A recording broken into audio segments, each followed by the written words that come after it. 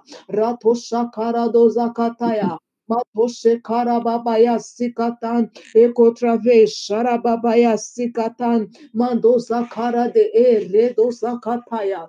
Turagushimiye Uwiteka, tugushimiye kuri Imana, tugushimiye ko wabaye umubyeyi wacu, tugushimiye ko wabaye umuvandimwe, wahindutse buri kimwe kuri twe, tugushimiye ko waduhindukiriye ubuzima, tugushimiye ko mwami Imana tugufite, raboshe kaya sikata, ratoshe karababa ya sikataya, ngo tugufite ntabwo twifuza undi murengezi, kuko watubereye umurengezi, kuko watubereye umugabo, kuko watubereye umubyeyi, kuko watuhindukiriye buri kimwe, kuko wahindukiriye ubuzima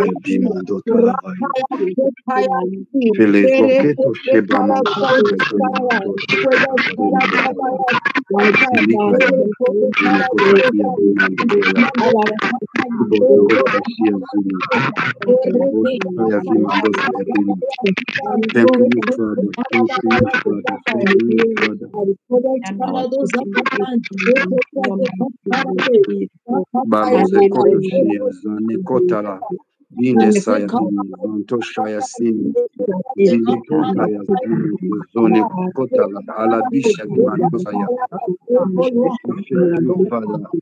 Father for this evening God for this beautiful time we are celebrating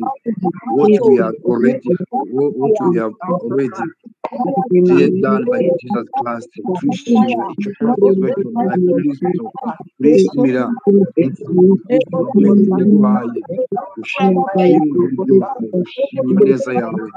sapele fantastiki ya bini zene kutashia zele bota kaya zile matushaya na lasiki ya beni turezankia vandushaya tureza kutashia zile alabia izalabishakia zile pesakisha ya bima ndosa ya beni ya mtuwa joy in a good God in the Father. Oh, hallelujah.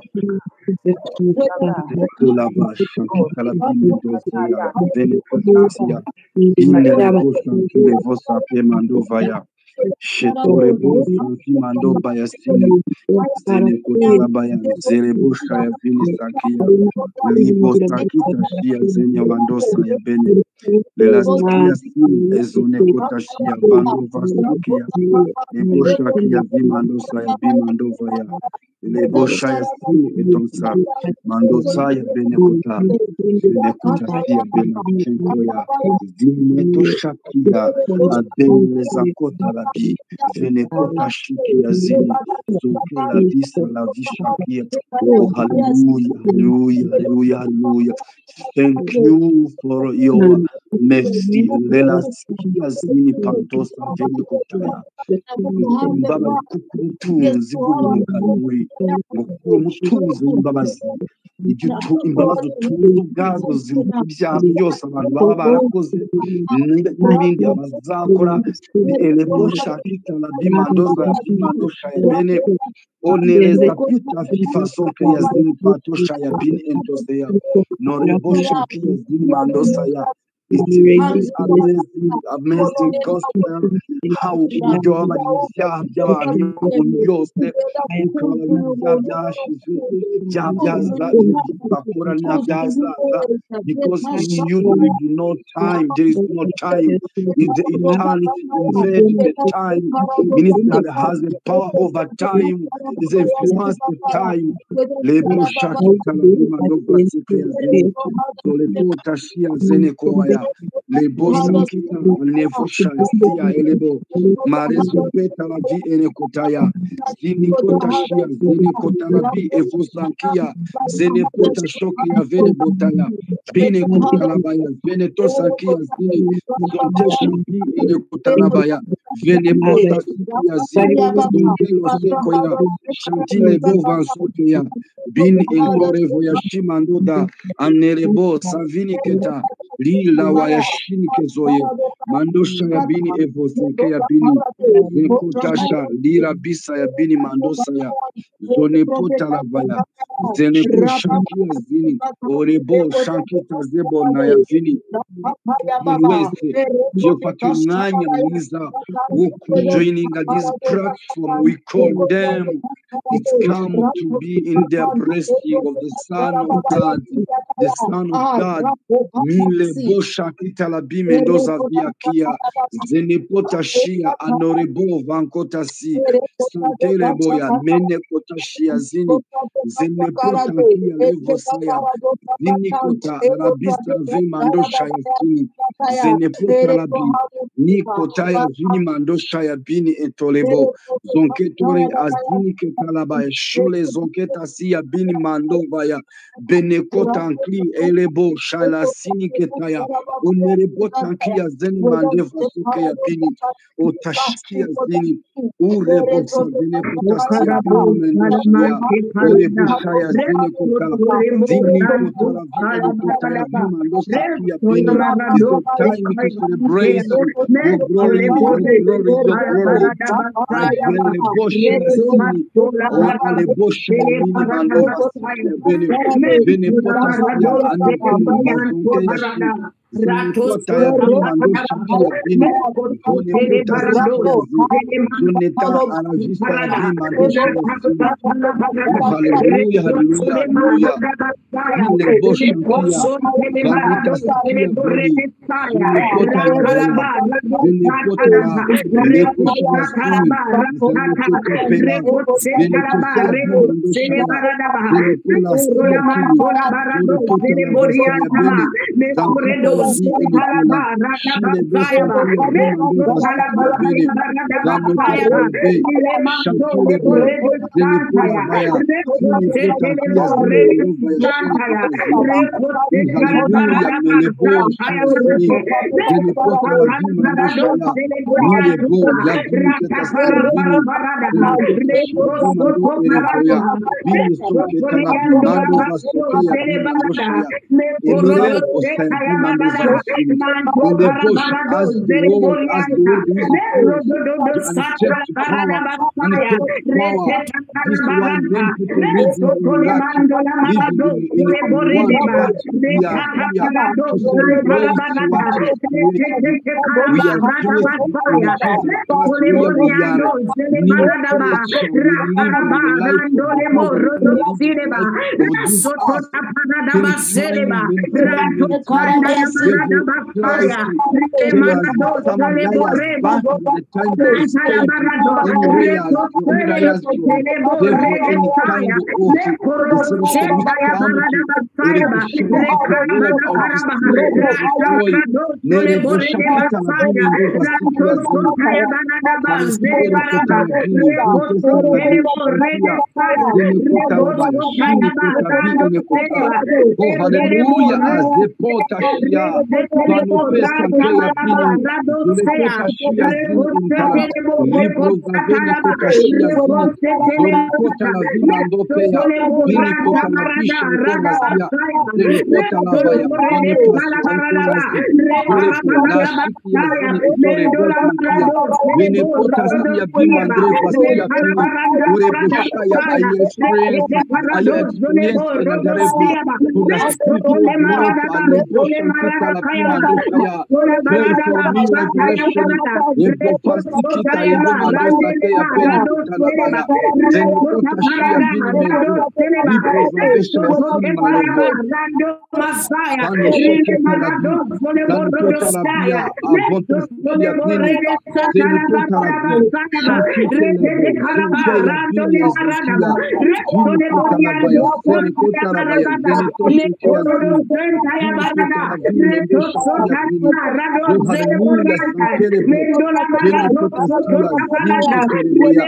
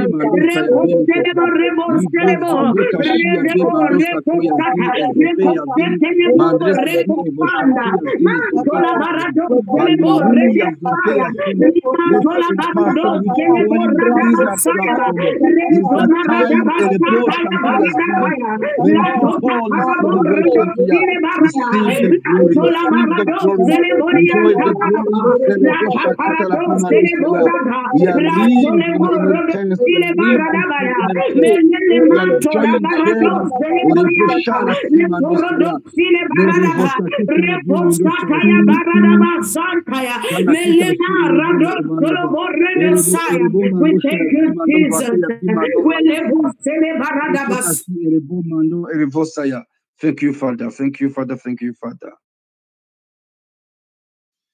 Amen, amen. Hallelujah, hallelujah. Amen, amen, amen. Amen. Turashima Imana ko ari nziza, turashima Imana ko yongeye kuduteraniriza hano mu iteraniro ryayo ryera. Imana yo mu ijuru ihabwe icyubahiro. Abantu mwese mwageze hano, bahaye karibu. ninjye tugiye kubana mu kuyobora amateraniro y'uyu munsi, muri umugisha mwese abantu mwashyizeho microphone yanyu tugafatanya gusenga, muri umugisha mwarahezagiwe. Hanyuma abantu mwese mugeze hano mwiyumvemo ikaze, abashyitsi niba ari abashyitsi barimo hano namwe mwiyumvemo ikaze, tubahaye karibu murisanga hano. Abashyitsi rero ubu ntabwo namenye ngo kanaka ni umushyitsi, ariko ubu ndi gukeka ko nta mushyitsi uhari. Emma, hari umushyitsi uhari? Sha nta mushyitsi uhari, ubwo Emma acecetse. Hanyuma ngiye gusaba kwitonda Peace ashyiraho microphone yiwe. Moise yafungura microphone yiwe akadusuhuza, akatubwira n'umuntu wamuraritse, hanyuma agakomeza guhezagirwa yageze mu materaniro yera.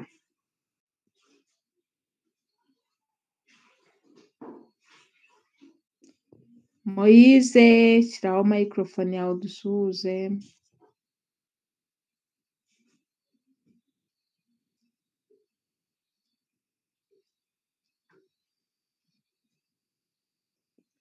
Arno, shyiraho microphone yawe dusuhuze.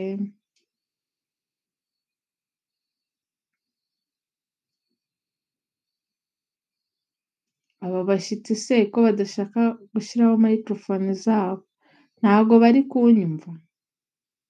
Abashyitsi mwashyizeho microphone zanyu? Okay, nimba batari mu mwanya mwiza nta kibazo. Peace nashyireho microphone yiwe adufashe umwanya mwiza wo kuramya no guhimbaza Imana.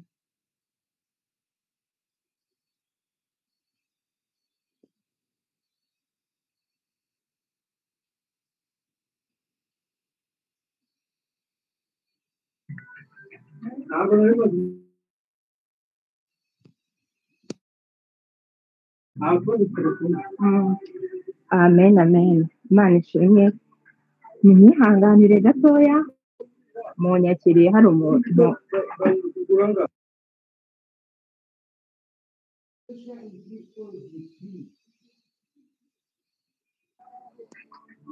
Naje, munyihanganire nyine. Murabizi ko aya masaha ari ay'akazi nyine ntabwo biba bimeze neza hano. Hanyuma ahantu ndi Mana yanjye hari urusaku rwinshi, kanizere ko muri kunyumva neza ibintu biri inyuma yanjye bitarimo kumbangamira. Imana ishimwe, mureke dufatanye mu mwanya mwiza wo gushima Imana mu ndirimbo. Twarabatuwe rwose rwose mu Mwami Yesu Kristo, twigisha ijambo rye rizima mu mbaraga z'umwuka, cyo dukomeze tugendere dutsinde ibigerageza, turwane intambara twizeye, twihanganire byose, cyo dukomeze tugendere dutsinde ibigerageza, turwane intambara twizeye, twihanganire byose. Turabasirikare benshi kogejwe mu maraso, Umwami wacu Yesu Kristo ni nawe muyobozi, kubw'imbaraga ze dufite tuzabaho no mu rupfu, dukomeze dushyire imbere dushimire ihoraho, kubw'imbaraga ze dufite tuzabaho no mu rupfu, dukomeze dushyire imbere dushimire ihoraho, kwa Yesu dufite ubutwari dufite ubushobozi iyo twizeye amagambo ye uko yayatubwiye ku musaraba haturuka iriba rimara inyota nahawereye amazi meza amazi y'ubugingo ku musaraba haturuka iriba rimara inyota nahawereye amazi meza amazi y'ubugingo aba Yesu bishimira izina rye ryiza ribamara imibabaro rikabatinyura umutima ukomeretse niryo riwukiza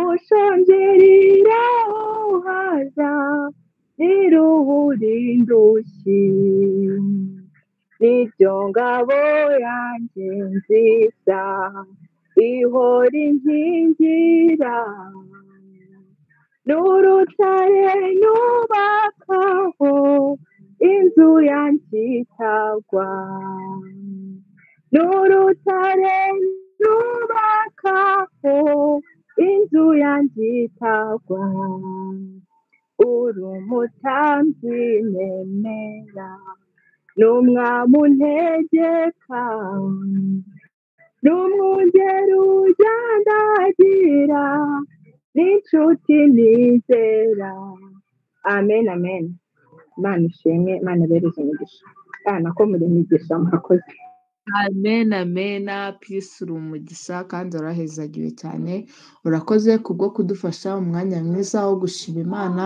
mu ndirimbo hanyuma abantu baje twamaze gutanga ikaze na karibu nabo tubahaye ikaze abantu mwinjiye nyuma mukomeze kwiyumvamo ikaze mwageze mu nzu y'Imana hanyuma rero ngiye gusaba Papa Freddy ashyireho microphone yiwe asengere umwigisha w'ijambo ry'Imana.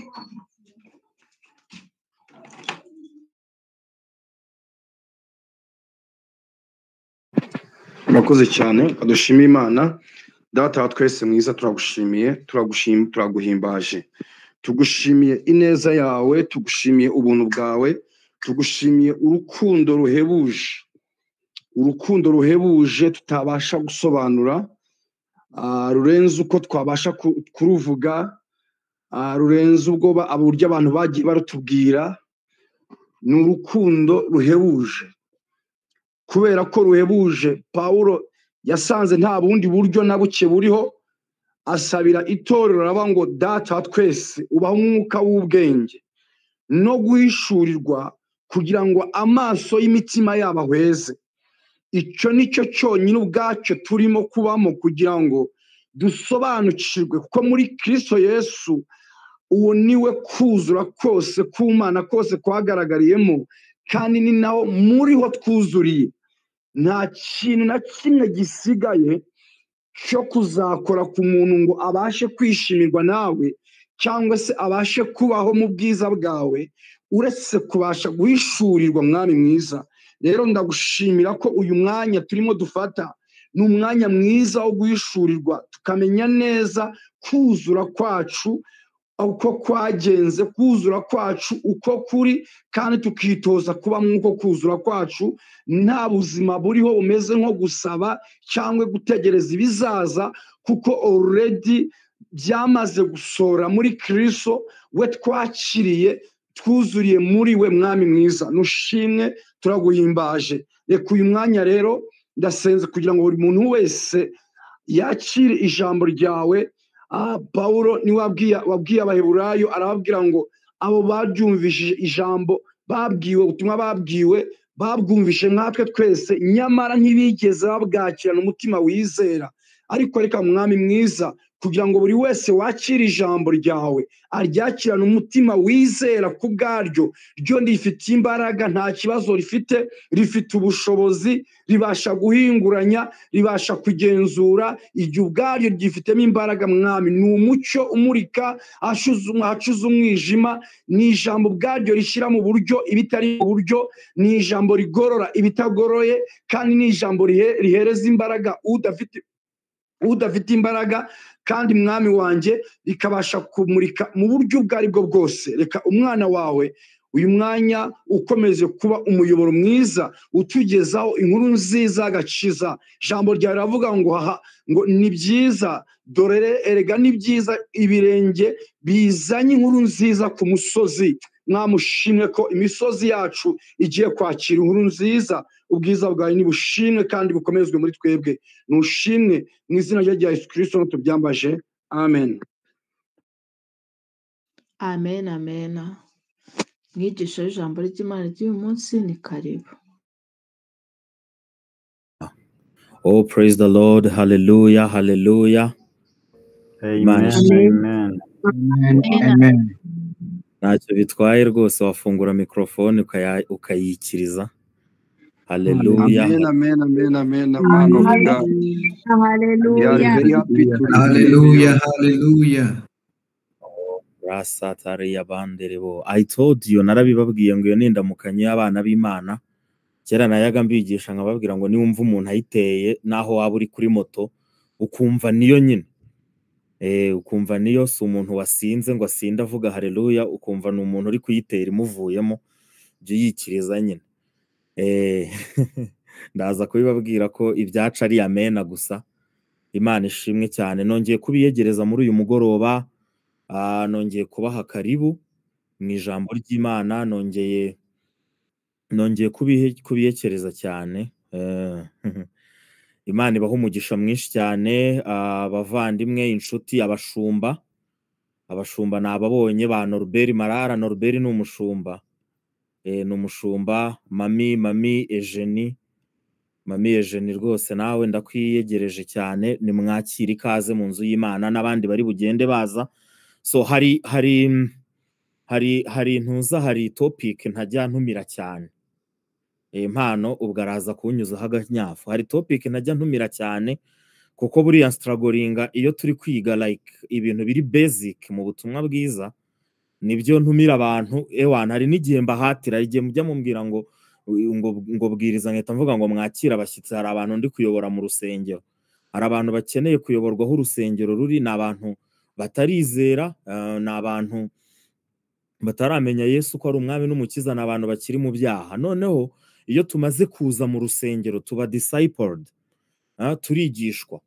So bimwe rero mu bintu twigishwa gusenga. Thank you man of God kubwo gutegura iyi topic. Tumaze iki ni cyumweru cya kabiri kigeze hagati tuyiga. Kwigishwa cyase kwiga gusenga ni kimwe mu nyigisho zigira umwizera, umwigishwa mwiza, a good disciple. So rero ni inyigisho z'abizera. Ibi ni ibintu twiga tukavuga mu rurimi rwacu. Ntabwo ushobora gufata ihene ngo uyigishe kumoka, ntabwo bishoboka. Ariko ikibwana cyavutse ari imbwa, iyo ugifashe ukagitoza kumoka kirabishobora, kubera ko biri muri nature yacyo nyine. Sometimes rero ntimukajye muhatira abantu cyane kuza kwiga topic nk'izi ngizi, aho birangira mu kanya tubwiye abantu ngo abantu bataravuga mu ndimi nibazivuge, tugatangira kubasengera. Ntabwo utaravutse ubwa kabiri ndakurahiye, ntabwo bishoboka. So this is what we call New Testament realities. Uyu munsi rero gusenga kwacu turibanda ku gusengera mu isezerano rishya. Ejo nari ngiye kubabwira ngo twari turi mu ngingo yo gusenga, n'uyu munsi kandi turi kwiga gusengera mu isezerano rishya, cyangwa se gusenga gukwiye ku muntu uri under this New Testament. Twize ibintu byinshi cyane kandi by'ingenzi, n'ibindi biri imbere. Iyi ni topic nahoze mbibwira abantu kare, ni topic twavugaho umwaka ugashira undi ukaza. Ejo turi kwigana rero twibanze ku misengere ipfuye, abantu bakuye mu migani ya Yesu, idafite ahantu ihuriye namba no kwigisha abantu gusenga. kandi twabonye ko isezerano rishya no gusengera mu isezerano rishya ari ibintu byatangiye nyuma y'umusaraba. So biri rero very important kubimenya gutyo, tukabimenya nabyo ko ariko biri, tukamenya ko hariho itandukaniro ry'amasezerano yombi, kandi hakabaho n'itandukaniro ry'amasengesho ku bantu bari anda ayo masezerano yombi. So abegera Imana rero cyangwa se abantu benshi, mu bantu benshi basenga, ntabwo barasobanukirwa ko hari itandukaniro riri hagati y'ubuzima bwa mbere y'umusaraba n'ubuzima bwa nyuma y'umusaraba. Uburyo abantu babagaho mbere y'umusaraba butandukanye cyane n'uburyo abantu bagomba kubaho nyuma yawo. Niba uburyo bw'imibereho cyangwa se uburyo bw'imisengere y'abantu butagomba guhinduka, ubwo nta mpamvu y'umusaraba wa Kristo. Urumva nimba ibintu byaragumye biri constant nyine, uko abantu basengaga mu gihe cya ba Yeremiya n'ukuntu basengaga mu gihe cy'abami n'abacamanza ariko bagomba gusenga muri iki gihe cy'umwami wacu Yesu Kristo, ubwo nta mpamvu y'umusaraba. So there is no need for the cross of Jesus. Mu gihe nta change uwo musaraba uzana, ariko Imana ishimwe umusaraba waraje kandi waraduhinduriye. Ndabizi umusaraba wa Yesu wahinduye byose, wahinduye uko umuntu ari ratinga n'Imana, wahinduye uko umuntu aramya, wahinduye uko umuntu asenga. Niyo mpamvu ikintu turi bwige uyu munsi ari ugusengera mu isezerano rishya, praying under this finished work of Christ. Hari amasengesho ari hano mu isezerano rishya, ni amasengesho ari inspired, ni amasengesho ari inspired. Imana ishimwe cyane, ni amasengesho ari inspired by Mwuka Wera. Nk'uko tujya tubibona mu nzandiko cyangwa se za bya bindi twita ngo ni miruari. Ziriya nzandiko nzita mirrors y'icyaremwe gishya, what we call the perfect law of liberty, ngo ni amategeko atunganye rwose kandi atera umudendezo. So muri yo niho dukura gusenga amasengesho akwiriye yo mu isezerano rishya. So uyu munsi turiga isengesho risengewe mu kwizera. Turarikura he? Turarikura muri ya miruari twireberamo. Ntabwo turi burikure muri Zaburi, ntabwo turi burikure mu kubara no gutegeka kwa kabiri, turarikura muri miruari y'isezerano rishya. Isengesho ryo mu isezerano rishya ni isengesho Frederic ajye muri Yakobo igice cya mbere ahere ku murongo wa 5 agere ku murongo wa 8 adroping ibyo byanditswe, nibyo nshaka ko tuza kwibandaho cyane turi kubyigiramo uyu munsi. Nendo mbabwira ngo isengesho ryo mu isezerano rishya ni isengesho risengewe mu kwizera. Imana ishimwe cyane. So habaho amasengesho mu isezerano rya kera, hakabaho n'amasengesho mu isezerano rishya. Ikigaragaza ko isengesho ari ryo mu isezerano rishya nuko iryo sengesho riba risengewe mu kwizera.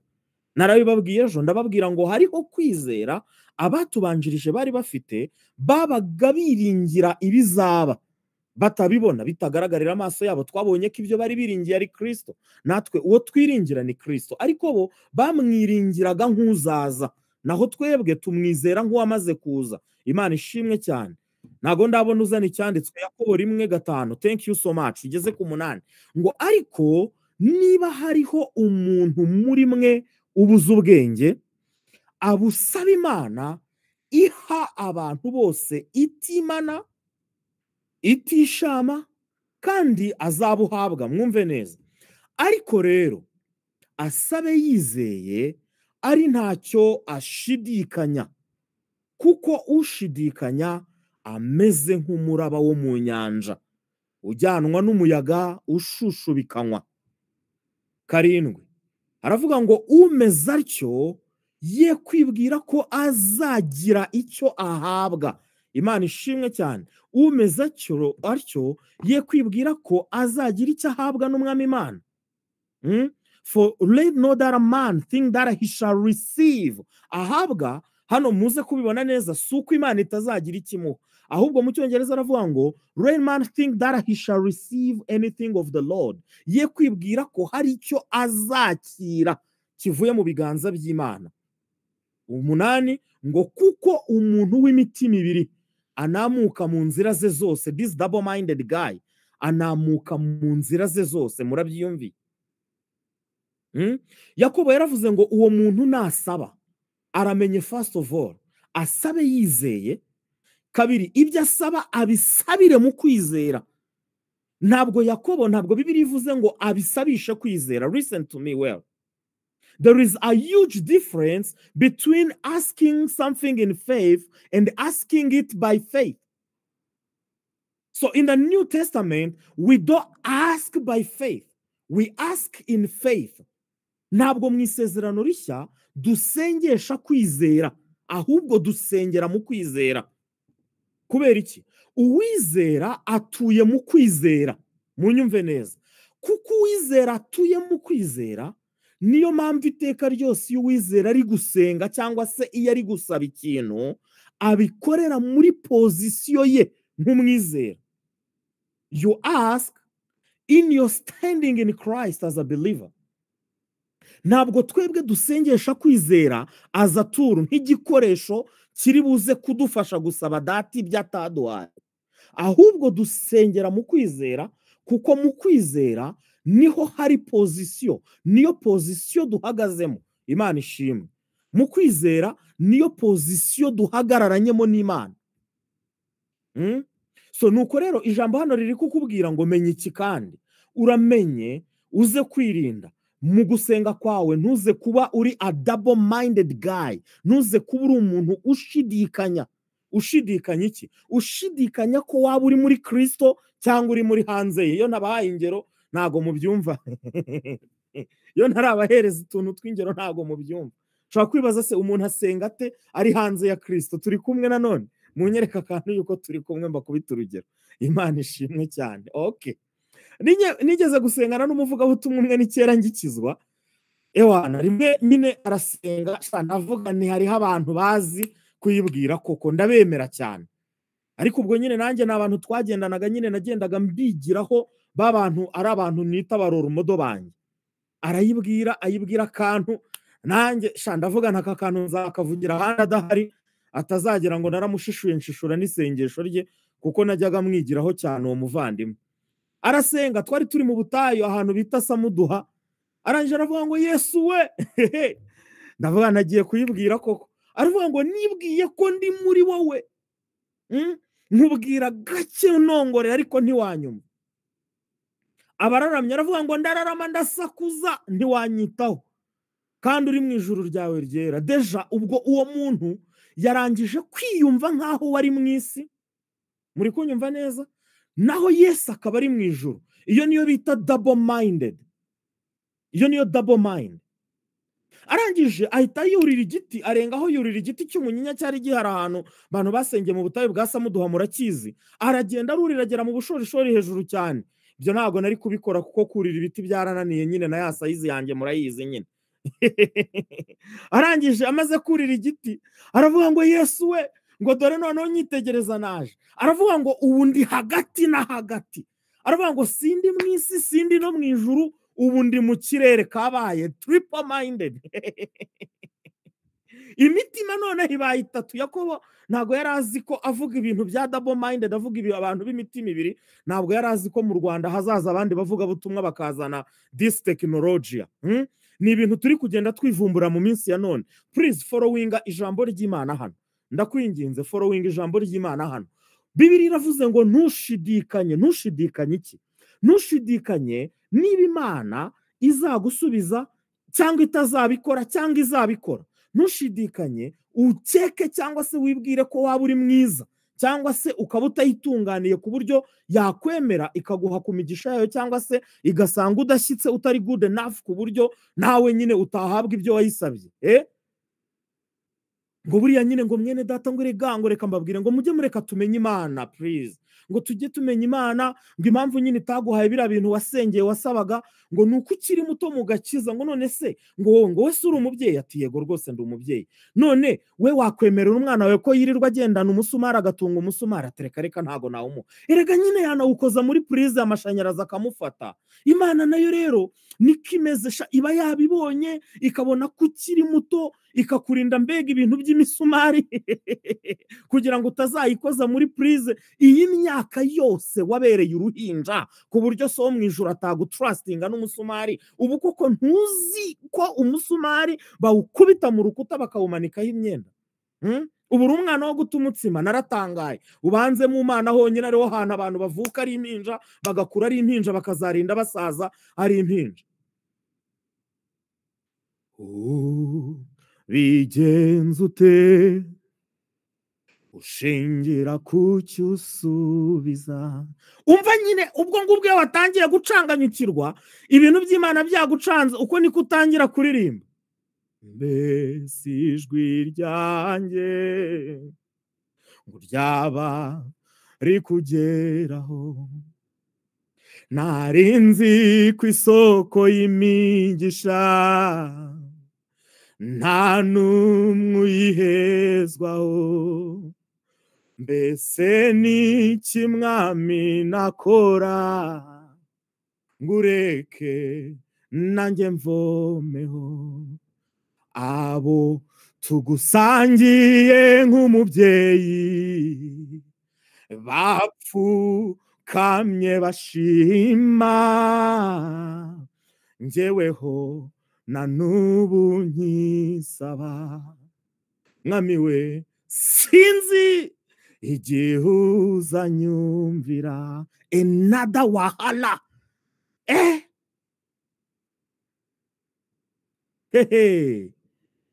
Maroko Sandoria, the results of wavering prayers. Ibyo nibyo biva ni bisubizo bituruka muri ya masengesho adasengerwa muri faith, adasengerwa mu kwizera. So kuko iyo utari gusengera mu kwizera bivuze ko ku rundi ruhande kugenderera bari kanyarira nyine nanjye ntunsige hano. Uba warangije gutakaza ikintu gikomeye cyane. Deja uba wamaze gutakaza kwimenya uwo uri we. Then you are suffering from identity crisis. Iyo utimenye ngo uhagarare mu uri we, ugwa muri crise cyangwa se mu gihombo cyo gutakaza muri wowe ikikuranga imbere y'Imana. Now, so muri Yakobo twasomye ngo rutangiye kurira warize. Muri Yakobo twasomye twabonye ko hari kutwereka ko isengesho ry'umuntu wizeye rirenze kure kuzana ibyifuzo ku Mana, ahubwo ko gusenga wizeye ari ukwakira ibisubizo from God. Kubera iki isezerano rishya ni isezerano ryo kwakira. Ikintu dukora cyane mu isezerano rishya, ikintu dukora cyane ni ukwakira, si ugusaba. Iyo turi gusaba kuko iyo turi gusenga kuko gusaba ukugusabiriza, it's a demand, ni demand yo munsi y'amategeko. Amategeko asaba umuntu gukora. Iryo ni ryo sezerano rya kera. Naho this finished work of Christ cyangwa se umurimo Yesu yakoreye ku musaraba wo ntacyo ukwaka, ahubwo ni impano y'Imana ku nyoko muntu. Mu isezerano rishya nta kindi usabwa gukora. Kubera iki? Kuko imirimo Yesu yakoze irahagije. Umurimo Yesu yakoze urahagije kugira ngo ubeho ubuzima bw'ubumana iteka ryose wowe umwizera. Niyo mpamvu mu isezerano rishya duhagarara ku musozi utari uwo gusaba no guhabwa. Ntabwo duhagarara kuri mountain yo gusaba no guhabwa, ahubwo duhagarara ku musozi wo kwakira no kwakira no kwakira. Nta kindi umuntu yakira usibye iki? Igitanzwe kivuye mu ijuru baze kudushyiraho Yakobo 1:17. Ndaza no kuza kuyigarukaho ubundi, ntabwo ndi buze kujya kureba biriya byanditswe twasomye. Bibiliya iravuga ngo gutanga kose kwiza n'impano yose itunganye rwose nibyo biva mu ijuru, kandi ngo bimanuka bituruka kuri se w'imicyo udahinduka cyangwa ngo agire igicu cyo guhinduka. Cyanditswe mu kizane. Nta gacuko guhinduka namba kamugaragaraho. Look at this word. Ngo ni se w'imicyo. Glory, hallelujah. Ni se w'imicyo. Imana ishimwe cyane. Iyo hari umupapa, munyumve neza, iyo hari umupapa ahantu mu gihugu kimwe witwa Papa Ruva, babivuze ko ubwo mu bana yabyaye harimo uwitwa Ruva, se wa Zimurinda, se w'Uwimana cyangwa se wa Nyiramajyambere. Bivuze ko mu bana babo harimo Zimurinda, harimo Uwimana, harimo na Nyiramajyambere.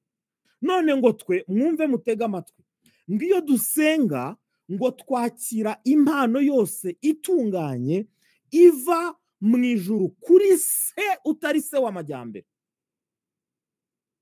uri kumva ngo ahubwo igaturuka kuri se w'imico, se w'imico, the papa w'imico. Papa w'imico ntabwo ari izina bwite. The father of rights ni izina yiswe. ngo bene data muranzi hano turamenyeranye, amazina yanjye nitwa Kanakuze Dative, ayo niyo mazina niswe n'ababyeyi, ariko izina ry'icyubahiro ndi Mama Mutesi na Mutoni. So uyu Yakobo nawe yanditse Imana ayita se, ariko agiye kuyiha izina ayikubita izina ry'icyubahiro. Imana ishimwe. Izina ry'icyubahiro ni izina umubyeyi yitwa kubera abana be. Imana ishimwe cyane. Ngo abana b'uyu mubyeyi bitwa imico. Haleluya. Ni bamucyo, mbega amazina yabo bitwa bamucyo. You are the light, hallelujah, and your name is umucyo. Niyo mpamvu Yesu yavuze ngo muri umucyo w'isi. He knows already your reality, he know your identity as abo turibo. Imana ishimwe cyane. Niyo mpamvu aho tugeze, aho dukandakira hose, tuzi neza ko turi umucyo. Iyo duhagaze muri iyo revelation ko turi umucyo, tuba tuzi ko umucyo harasiye. Come on light, hallelujah. Ntabwo dusenga dusaba Imana ko yirukana umwijima. Natwe ubwacu ntabwo tubanza kurwana n'umwijima kugira ngo usohoke cyangwa kugira ngo uhunge, ahubwo we shine our lights, our presence equal to the total disappearance of darkness. Gusengera mu kwizera n'ukwimenya ugahagaragara mu kuri kuhuriwe muri Kristo Yesu. Imana ishimwe cyane. Marosa Karia Mandere Boshaine Moria. Oh, hallelujah, hallelujah, hallelujah. 1 John 2:8. Tuhagarara muri position yabo turimo, ubundi tukactinga this prayer. It's a ground. Zana urwambere rwa Yohana 2:8. Iyi position turimo y'amasengesho na ahantu duhagarara tukexercise authority, tukavuga abo turibo, tukamenya our identity. We can never suffer this identity crisis kubera iki tuzi neza abo turibo. Data turamuzi. Hari uwaririmbye aravuga ngo ni umutware utwara abatware. Imana ishimwe cyane. Abatwara ntabwo ari ba Trump, ntabwo ari ba Obama, ahubwo abatware atwara n'abana be. Niyo mpamvu turi abatware. Imana ishimwe cyane. Bibiliya iratubwira ngo haleluya, uwo nguwo niwe mucyo. Niyo mpamvu natwe yatubyaye tukabyivuka turi umucyo. So nari mbabwiye ngo gusengera mu kwizera n'ukwimenya ugahagarara mu kuri kuwuriwe muri Kristo Yesu. Uko kuri niko tugiye kureba. Uko kuri nukuwe ngo ariko kandi ndabandikira itegeko rishya ngo ari ryo ry'ukuri. Mu byumve neza, ukuri hano kumvikane neza. Ni ukuri kuri hehe, kubarizwa hehe? Ngo ni ukuri ngo kuri muri we no kuri mwe. Imana ishimwe cyane. Ukuri kuri muri we ni nako kuri muri mwebwe.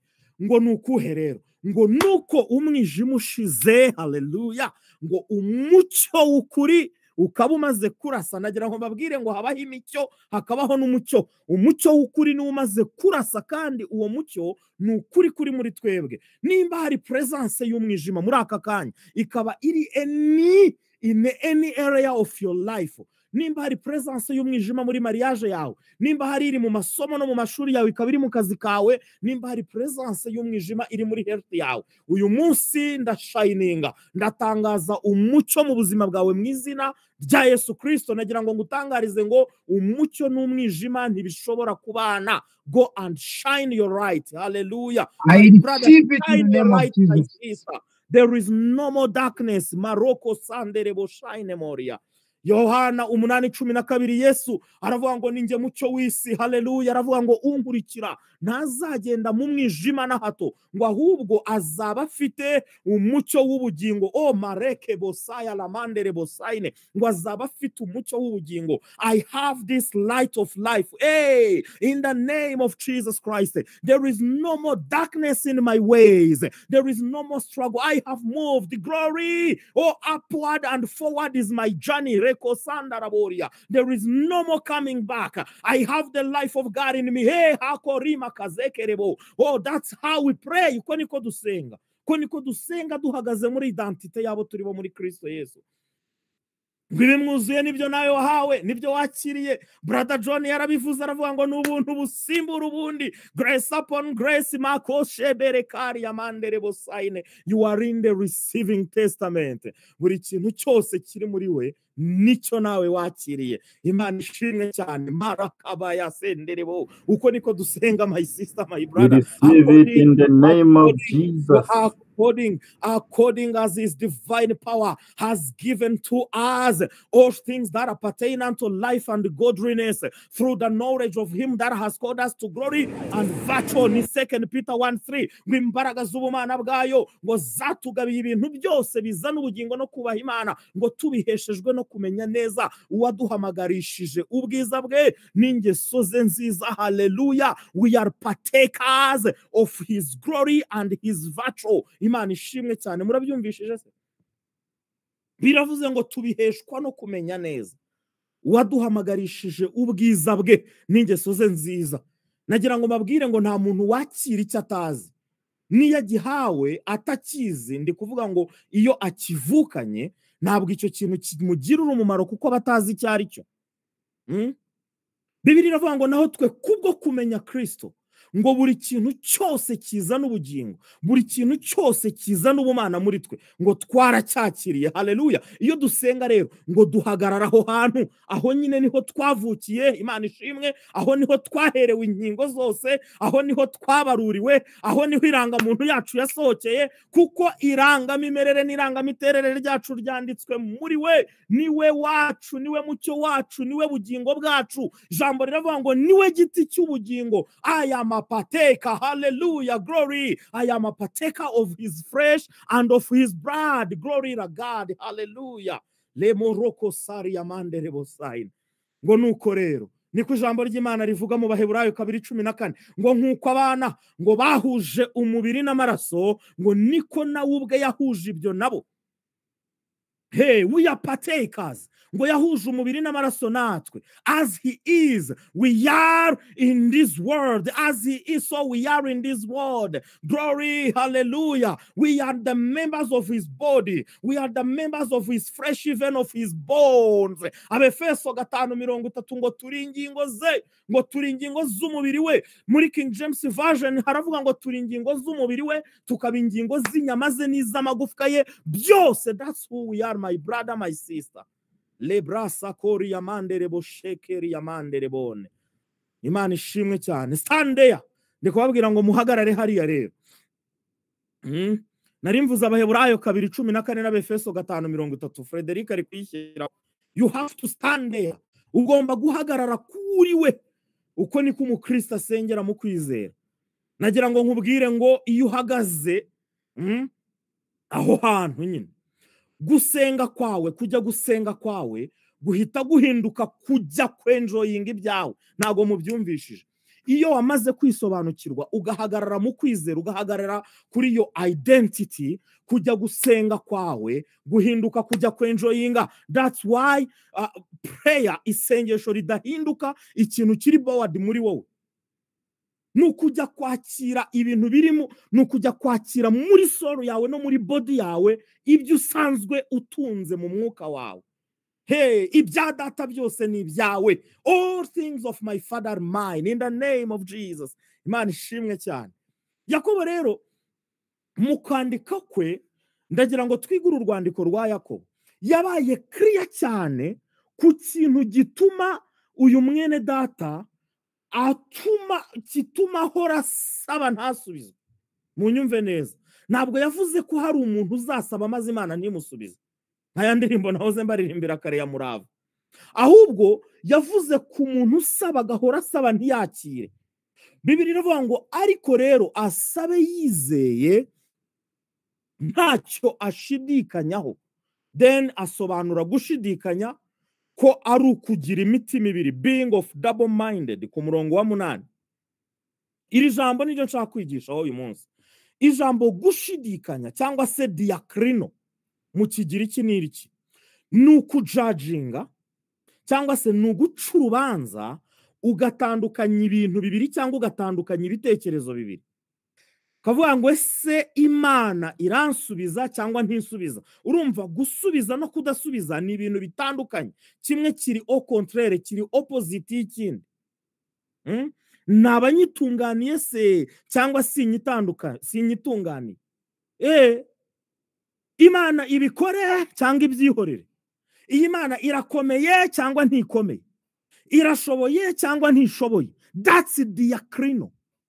Iyo utangiye kuyitekereza nk'ishoboye cyangwa se hakaba hari indi alternative ije muri ayo matora yo ko yaba idashoboye, you are no longer you are not just playing prayer games, my brother.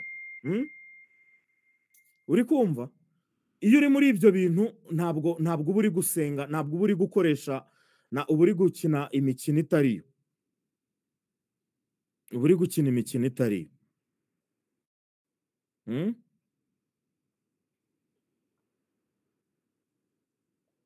Muri kunyumva? You are adopting God. You are withering, my brother. Ibi bintu biragufata bikagushyira muri pozisiyo ituma utabasha kwakira ibyawe. Bishobora gukunda cyangwa ntibikunde. Bishobora kwemera cyangwa ntibyemere. Imana ishobora kungirira neza cyangwa se igahitamo kubireka. Kubera iki?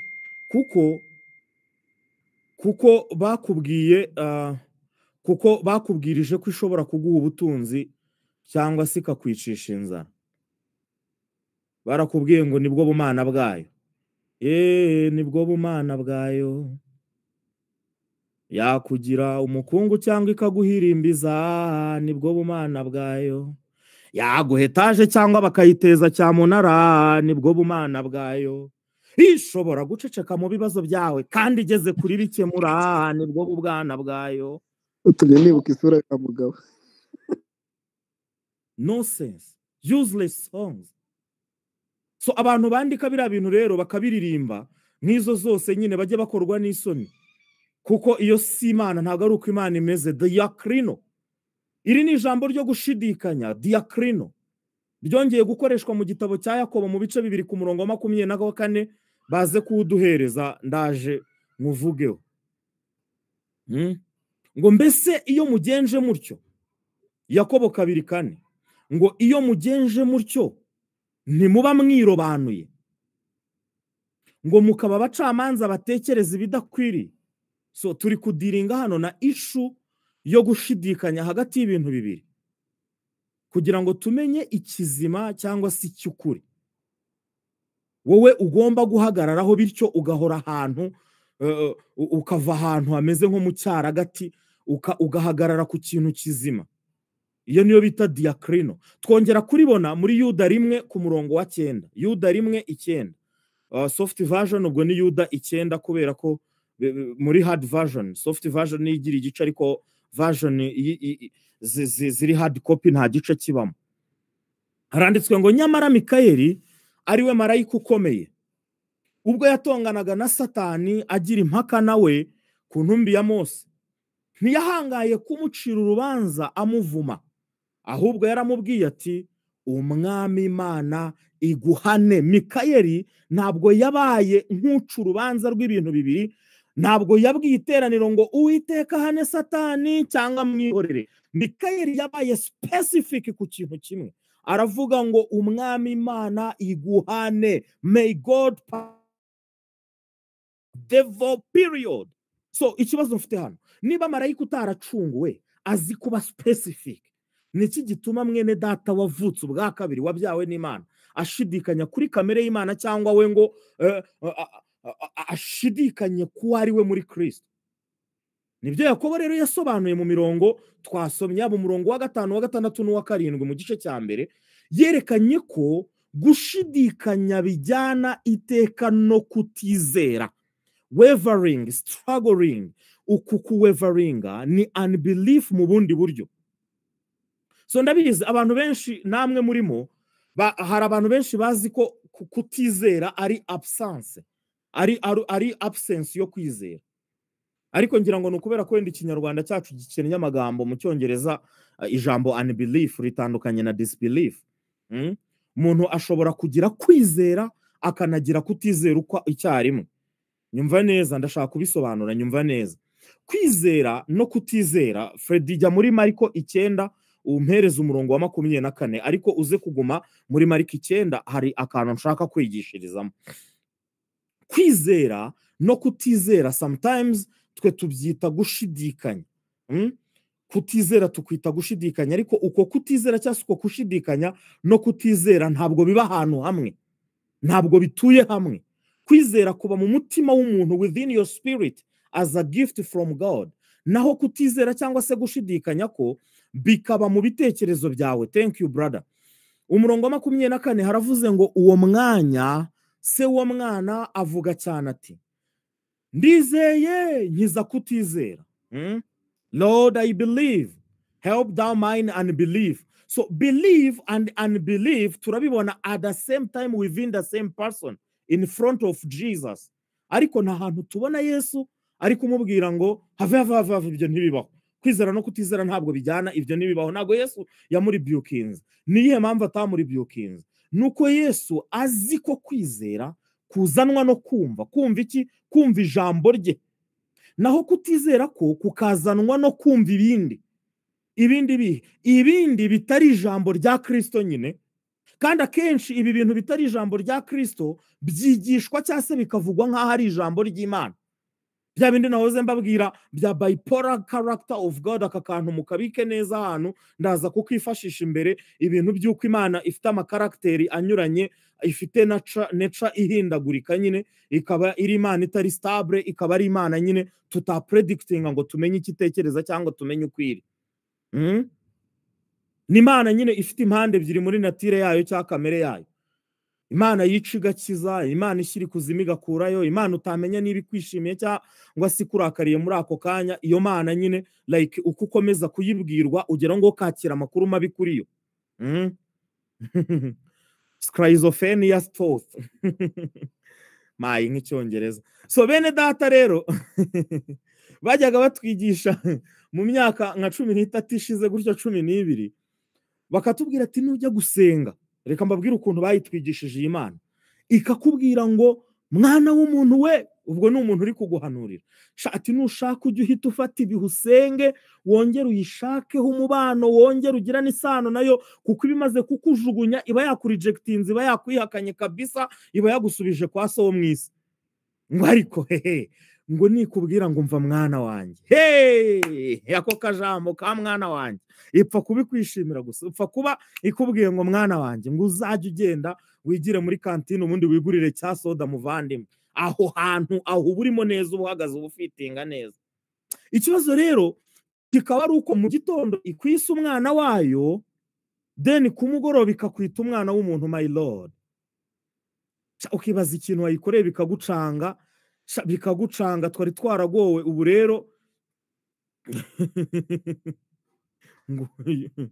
ngahumva ukibaza se Mana, ibi bintu nakoze ni ibiki? Ubu rero naje kumenya ko atari yabaga ivuze, ahubwo ari umuhanuzi wabaga uvuze, kuko nanjye iyo nagucaga urwaho ndi kuguhanurira hari ibyo dupfa nakwitaga umwana w'umuntu. Nakwitaga umwana w'umuntu da, ntabwo waba umwana w'Imana wakomerekeje prophet man of God. Ibyo rero nibyo bitera abantu kutizera, kandi bikabatera kutizera basanzwe ari abizera. Brother, nzanira guhera ku murongo wa 14 dusome. Nzanira aho muri Mariko 9 guhera ku murongo wa 14 dusome. Hari ikintu nshaka ko dutoramo. Murabone ariko si mwese nyine. Hari igihe twagiye gusenga kwa perezida ahantu, mu perezida nyine atuyoboraga muri Rajepura muri vacances, turagenda inkweto ziracika tumanuka zwa Rutabura, tugezemo turatangira turasenga turasirimbye. Umukecuru yicaye hariya ntari gusirimba, ndavuga ntari kuturondora agiye guhanura, nta nubwo yavuze ngo mwumve uko Uwiteka Imana ivuga, yaratangira avuga ngo impaca gusa, ngo impaca zaje kuri bataha. Ubwo mugahita mwongera nyine mugashaka ukuntu mwarekeraho kuba impaca mugahinduka abana. Komeza ushyireho iyo mirongo, turaza kugeza ku murongo wa 29. Ndabisoma byose kugira ngo kubera ko ari ngombwa. Ngo bagezaho abigishwa be bari, babona iteraniro ry'abantu ribakikije, n'abanditsi bajya impaka nabo. Ndihuta. Uwo mwanya abantu bamubonye baratangara cyane, birukanka bamusanganira, baramuramutsa, arababaza ati mwabagishaga impaka z'ibiki? Umwe muri bo aramusubiza ati mwigisha, nkuzaniye umwana wanjye utewe na dayimoni utavuga. Aho amusanze hose iyo amufasha amutura hasi, akamubirisha ifuro, akamuhekenyesha amenyo, akamugagaza. Ewana, iki ni igicurito. Iki ni igicuri, kuko muri Matayo 17 turi buze kuhasoma ahandi hari inkuru bakoresha ijambo lunatic. Iki ni igicuri walahi. Ngo none ngo mbwira abigishwa bawe ngo bamwirukane ntibabishobora. 19 arabasubiza ati, yemwe bantu b'iki gihe batizera, nzageza he kubana namwe? Nzabihanganira kugeza ryari? Nimumunzanire. Umurongo wa 20 baramumuzanira. Dayimoni abonye Yesu atigisa uwo mwana cyane, aragwa, arigaragura, abira ifuro. Yesu abaza ati, yafashwe ryari? Aramusubiza ati, yafashwe akiri umwana. Kenshi cyane amuta mu muriro cyangwa mu mazi ngo amwice. Ariko niba ubishobora, tugirira imbabazi udutabare. 23 Yesu aramubwira ati, uvuze ngo niba mbishobora? Byose bishobokera uwizeye. Haleluya. Hano Yesu ntabwo agiye kubishobora kuko ari Imana yambaye umubiri, ahubwo nawe agiye kubishobora kuko yizeye. Kuko ahagaze muri pozisiyo imwe y'uwazi neza ko ari we. All things are possible to him that believe. 24 ngo uwo mwanya se w'uwo mwana avuga cyane ati, ndizeye nkiza kutizera. Hahandi twasomye 25 Yesu abonye iryo teraniro ry'abantu bimushimikiye biruka, acyaha dayimoni ati, yewe dayimoni utavuga kandi utumva, ndagutegetse muvemo, ntukamugarukemo ukundi. 26 arataka, aramutigisa cyane, amuvamo, asiga umuhungu asa n'upfuye, bituma benshi bavuga bati arapfuye.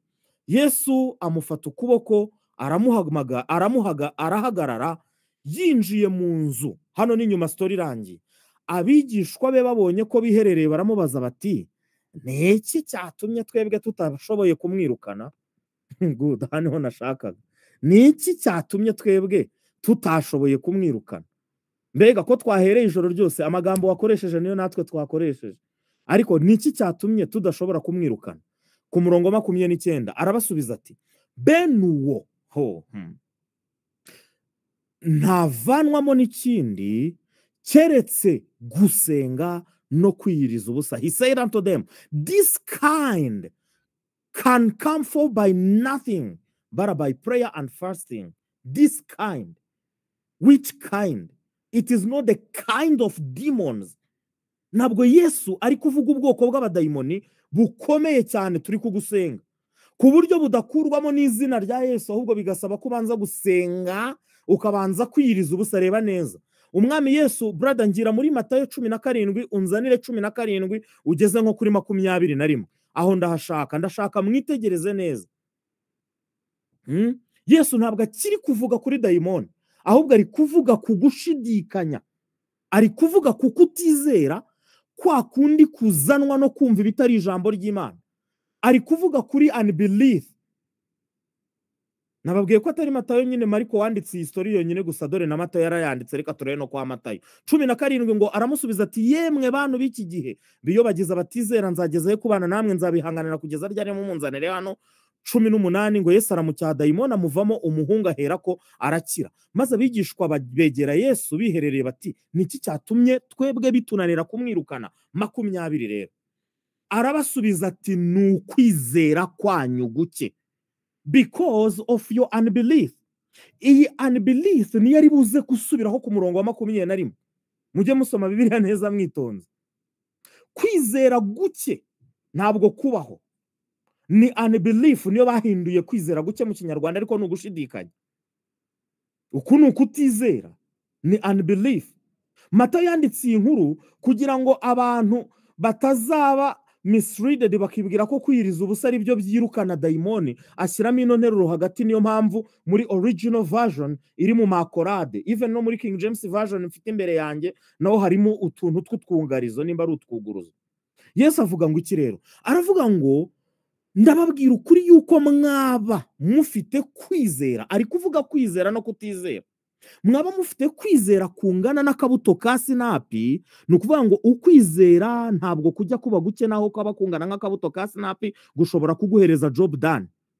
ngo mwabwira uyu musozi muti va hano ujye hirya, ibi tuzabyiga ubutaha, ngo wahava kandi nta kizabananira. You see, ari kudiringa no kwizera kwabo kwagiye kugakomatanywa no kutizera ku rundi ruhande. Niyo mpamvu ku murongo wa 21 yahise avuga ngo how abide this kind goes not out but by prayer and fasting. Which kind? The kind of wavering, the kind of unbelief. Ari kuvuga ishu yo kutizera. Then wasiza mu Kinyarwanda ahita avuga ngo bene uwo aho kuvuga ngo bene uko. Ariko bene uwo ngo nyine ngo ntavanwamo no n'ikindi usibye gusenga no kwiyiriza ubusa. I want to correct the translator here. Bene uko ntikuvanwamo n'ikindi keretse gusenga no kwiyiriza ubusa. Uzandege nziko nzagira, nzaburana, nzisobanura ko nakosoye mpyisi. Twagiye. So gusenga no kwiyiriza ubusa bishyira umuntu muri position ituma ataba distracted. Iyo position ni position ituma agira gute, afokasinga kuri message ya Bibiliya gusa, agahagarara ku kumenya Imana akayimenya atabivanga n'ibindi bishegu yumviye mu idini. Bigatuma yimenya akisobanukirwa. Iyo uri muri position idatuma uba distracted, uri n'Imana wenyine utumva amasaku n'urusaku rw'ibindi biguhungabanya, bituma umenya Imana nawe ubwawe ukisobanukirwa. Reka mbabwire gatoya kuri source ya unbelief ababigishwa bari bafite bigatuma batabasha kwirukana daimoni.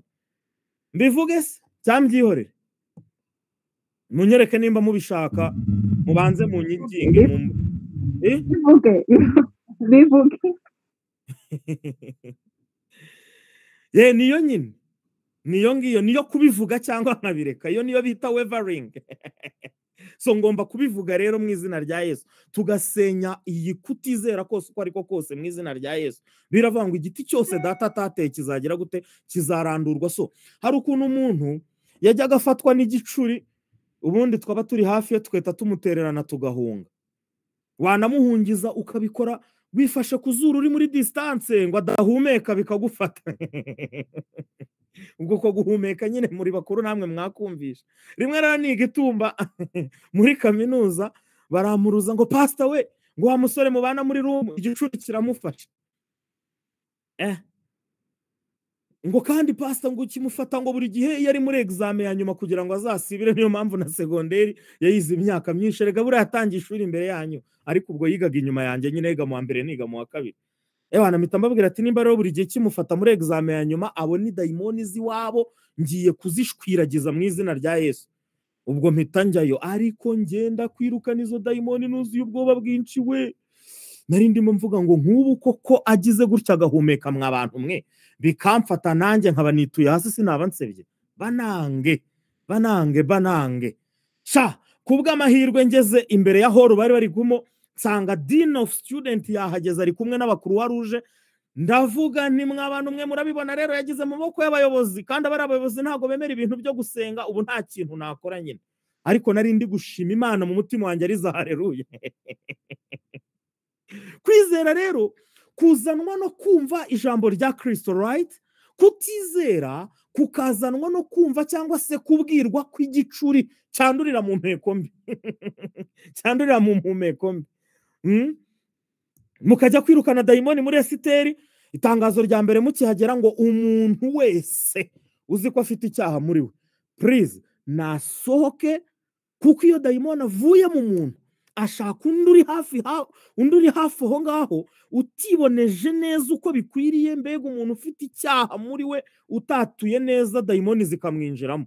Sometimes nyine mukanatura without any other motive, ariko mufite iyi motive nyine yo kuvuga ngo reka nirwaneho sha ziriya daimoni ni danger zitaza kunzamo kubera ko ntiyegeje neza. Nkatangira gusenga zikajya zivuga ngo ndagiye zavuga ko zigiye, ugahita wibuka ko hari akantu utavuze Satani yakuriganije. Sometimes zikaba ziranakurondoye, noneho ugatangira kujya uzisaba bucece uri mu mutima, ukajya uzibwira ati mwe gusohoka rwose, kubera ko bizi neza ko ziramutse zisohotse muri Jackson zahita zifatira feri wawe uko niko dayimoni twabaga tuzizi. Abo mwajyanye ku rugamba bakaba bari kwirukana nyine bafoye imiheto, imbunda zabo ziri kurasana, wowe uri gukagira. Namenye ijambo ryitwa gukagira.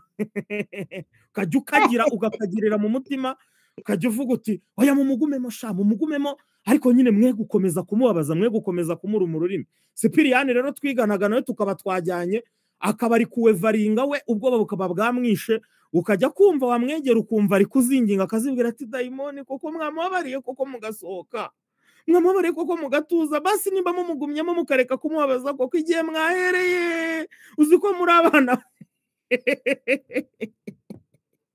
Umunyarwanda bivuze ukuri ko karabanga abahigi benshi bayobya imbwa. Yakobo 1:8 ngo umuntu w'imitima ibiri, niho twasomye, anamuka mu nzira ze zose. A double-minded man is unstable in all his ways.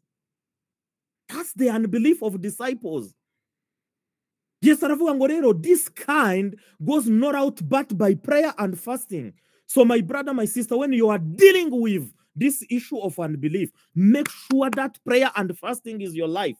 Kugeza igihe uzamenyera ko nta yindi alternative dayimoni ifite imbere yawe usibye kugenda. Mariko 16:17, the first sign that shall follow them that believe. Bibiri iravuga ngo all the signs shall follow them that believe. In my name, the first thing, they shall cast out demons. Ngo ibimenyetso bizagumana n'abizera ngibi. Ikimenyetso cya mbere ngo bazirukana abadayimoni mu izina ryanjye. Glory to God. Mareko siatari yamandere boshine. So nta kugenda cyangwa kutagenda, nta kuguma hano cyangwa kugigira. There is no other negotiation between you and the devil. They must live in the name of Jesus Christ. Ariko wowe usibye kudiringa nazo, ahubwo uranatwibe tukazifana. Hello, are you there, dear brothers and sisters? Red Devils fans muri Premier League. Ntabwo ari njye bivuze, nuko Hope na Mpano basetse, nuko Diane tubiziranye akabasetse rwose, ako karancitse. Ntabwo ibintu by'ama Red Devils nari nagambiriye kubivuga. Ntabwo nzazira ubutumwa bwiza ngo nanazira amakipe yanyu, nsabye imbabazi, ariko none nyine munambabarire, mba nanagakubisemo nyine mugaruke twige ijambo ry'Imana. Mwene data, niki gitumye ukiri gusenga ushidikanya? Tugaruke mumbabarire, tugaruke. Ubu ndabizi hari uri kuvuga ngo ni Red Devils ariko no muri Chelsea harimo Blue Devil.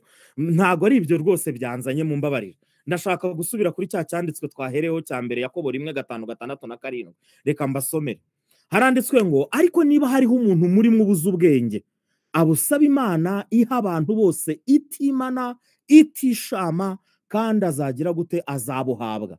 Ngo ariko rero mwumva ko kantu ngo asabe yizeye ntacyo ashidikanya, kuko ushidikanya ameze nk'umuraba wo mu nyanja ujyanwa n'umuyaga ushushubikanywa.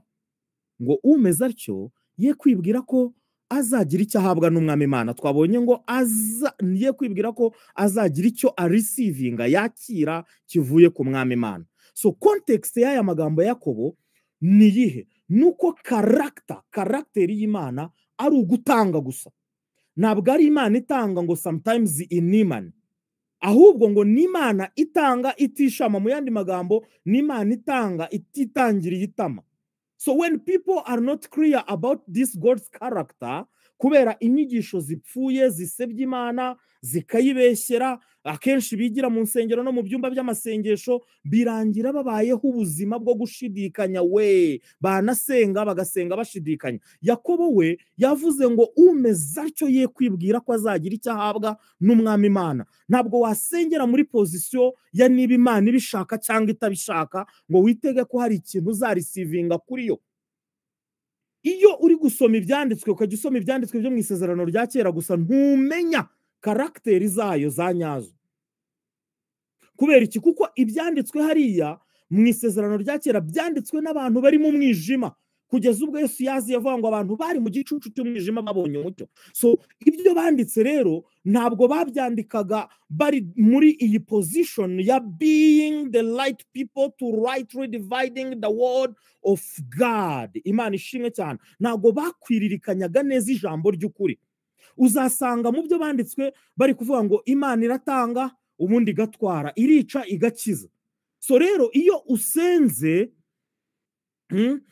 usenze ufite iyi myumvire, ntubuzi ikintu kiri bukurikireho, ntubuzi niba Imana igiye kuguha, igiye kugusubiza, cyangwa igiye no gutwara utwari wifitiye, ntabwo uba ubizi. Kugeza ubwo tuzanakubona watangiye kujya usengera abarwayi, ukajya usenga ukavuga ngo ariko Mana, igihe dusengeye rwose niba atari n'ubushake bwawe kumukiza, ubwo ntuzi ubushake bwayo, ngo umutware aruhuke rwose kuko amaze igihe kinini ababara. Twajya gushyingura, ugafata ijambo ukatubwira ngo warasenze, ngo nasenze Imana, nyine Imana ihitamo kumukunda cyane. Ijambo ry'ukuri, the word of truth, riravuga ngo kuko Imana yakunze abari mu isi cyane, byatumye ibaha umwana wayo. None wowe Imana yawe iratwara. Twamukundaga, none Imana yamukunze kuturusha iramutwara. That's not Imana yo muri Bibiliya, se umwami wacu Yesu Kristo. Iyo mitekerereze rero yo kumva ko ugomba gusenga uraramye, ukareba mu ijuru, dutumbira Imana yacu, niyo izakora imirimo, kumva ko Imana iri hejuru hariya, izazaye guceceka we, ukagasirimba uhararamye ureba mu kirere, izirukana Satani, izategeka isi yose, tuzanesha nidusaba, kuko Imana igi twumvira. Don't you listen to this song? Imana igitwumvira, birashoboka ko yatwumvira cyangwa se ntitwumvire. Nimuze turebe imbere, dutegereze. Guys, Bibiliya iravuga ahantu hamwe ngo mu museke, early in the morning, mu gitondo kimwe. Oh haleluya, ngo hari kuwa mbere w'iminsi 7, ngo abigishwa bafata urugendo, ngo baragenda bagera ku gituro, izuba rirashe, ngo barangije barabazanya bati ngo ninde uri butubirindurire cya gitare kiri ku munwa w'igituro. Ngo ariko bararamye bari kudiscussing, ngo babona igitare ngo kibirinduwe kiri hirya hariya, ngo nubwo cyari kinini cyane. Ngo barangije binjira mu gituro, ngo babona umusore w'umumarayika wicaye ku ruhande rw'iburyo wambaye umwenda wera. Ngo bamubonye baratangara cyane, bakiri gutangara arababwira ati guys, marvel not, ngo mwitangara. Arababwira ngo nzi yuko mushaka Yesu w'i Nazareti. Arababwira ngo ni Yesu wabambwe. Arangije arababwira ngo ariko yazutse ntari hano, le mareko siyatari yamando. Arangije arababwira ngo nimurebe hariya, dore aho bari bamushyize, barareba ntibamubona. Igitondo rero utegereje sinzi cyari cyo. Which morning are you waiting for, my brother? Yesu yarazutse. Igitondo cy'umuzuko cyabayeho, it's been now 2000 years. Ngo mwene data, ngo urumva, ngo reka nkubwire, ngo hari igitondo kimwe Imana izazura ibyawe. Trash it. Ibi bintu bishyira Imana muri position udashobora kubipredictinga ngo umenye icyo gitondo nimba rejo cyangwa rejo bundi. Narawe babwiye ukuntu bajyaga bandaza nambaye amakositimu n'amasogisi, ngo Imana iransura iryo joro ntize. Bituma nawe ujya ahantu ushobora kutayirirayingaho. I mean, udashobora kuyizigira, wayiringira utese, utazi niba iri ready kuguha cyangwa iri ready kukwima. Kandi wirirwa wumva inyigisho mu rusengero ngo rero ngo iyo usenze, ngo reka mbabwire ngo bene data, ngo hari ibintu 3 cyangwa 4, simbaza umubare wabyo, ati ibyo bintu ntabwo birenga. Iyo usenze sometimes Imana igiye kugusubiza iravuga ngo yego, cyangwa se ikavuga ngo oya. So ngo hakaba n'igihe kubwiye ngo tegereza. Bene data, ubu dufite abantu bari muri God's waiting room. Njya mbabona banakoza amasengesho ngo abantu bari mu cyumba cyo gutegereza. Ngo cyangwa se icyakare nacyo ndakibutse, ngo cyangwa ngo igaceceka, ngo kuko guceceka kwayo ngo ni igisubizo, ngo la silence de Dieu, ngo sometimes ngo iyo silence bari igisubizo nyine. Bene data, ibi bintu nta hantu na hamwe wabisanga muri Bibiliya. Sinzi ahantu byaturutse. I know my Bible. Oh hallelujah. I know my 2 Corinthians. I know the chapter 1 verse 20. For all the promises of God in him, in Christ Jesus, are yes. Nta no nta oya biba mu Mana. Bibiliya iravuga ngo iby'Imana yasezeranije byose muri we, nukuvuga ngo muri Kristo, muri kwa kwizera handi duhagaze, ngo niho ye iri, ngo nicyo gituma ari we udutera kuvuga ngo amen, ngo Imana ihimbazwe natwe. Haleluya. Lebarosa kari yamande reboshine. Haleluya. Ugomba kumenya nuko muri yo harimo yes, naho muri twe hakabamo amen. Nibyo ngibyo. So nababwiye ngo amasengesho yose yo mu isezerano rishya agomba kuba ashingiye mu kumenya Imana n'imico yayo, agomba kuba ashingiye mu kumenya uko Imana yitwara. Ibyo bikajyana no kumenya igisubizo cyayo. So nawe isengesho ryawe rikaza ari isengesho riri kudefininga character y'Imana kugira ngo wakirire mu kwizera. Ndagira ngo mbere ku kuntu character y'Imana yavugiwe hariya muri Yakobo. Please hagira umuntu nzanira James 1:5 ariko anzanire muri NIV. Habonetse umuntu ufite NIV yayimpa aka kanya muri comment. Ndashaka kwerekana character y'Imana, ngiye kwerekana character nk'eshatu z'Imana ubundi dusenge dusoze. Yakobo 1:5 nababwiye ngo hariya niho turi bwibande. Be yaho iravuga ngo n'Imana iha abantu bose itimana itishama, kandi nyine uyu muntu azahabwa nyine azabuhabwa. Bavugaga ubwenge. Somebody please give me NIV. Nimba hari umuntu ufite NIV ndayitegereje. Mariko sarama karebo sheteri yababa. Hallelujah. Hari n'ukuntu umuntu ahita akadownloadinga kuri internet. Okay, NIV. Oh, thank you so much. Ngo if any of you lacks wisdom, you should ask God. So nashakaga iyi rero.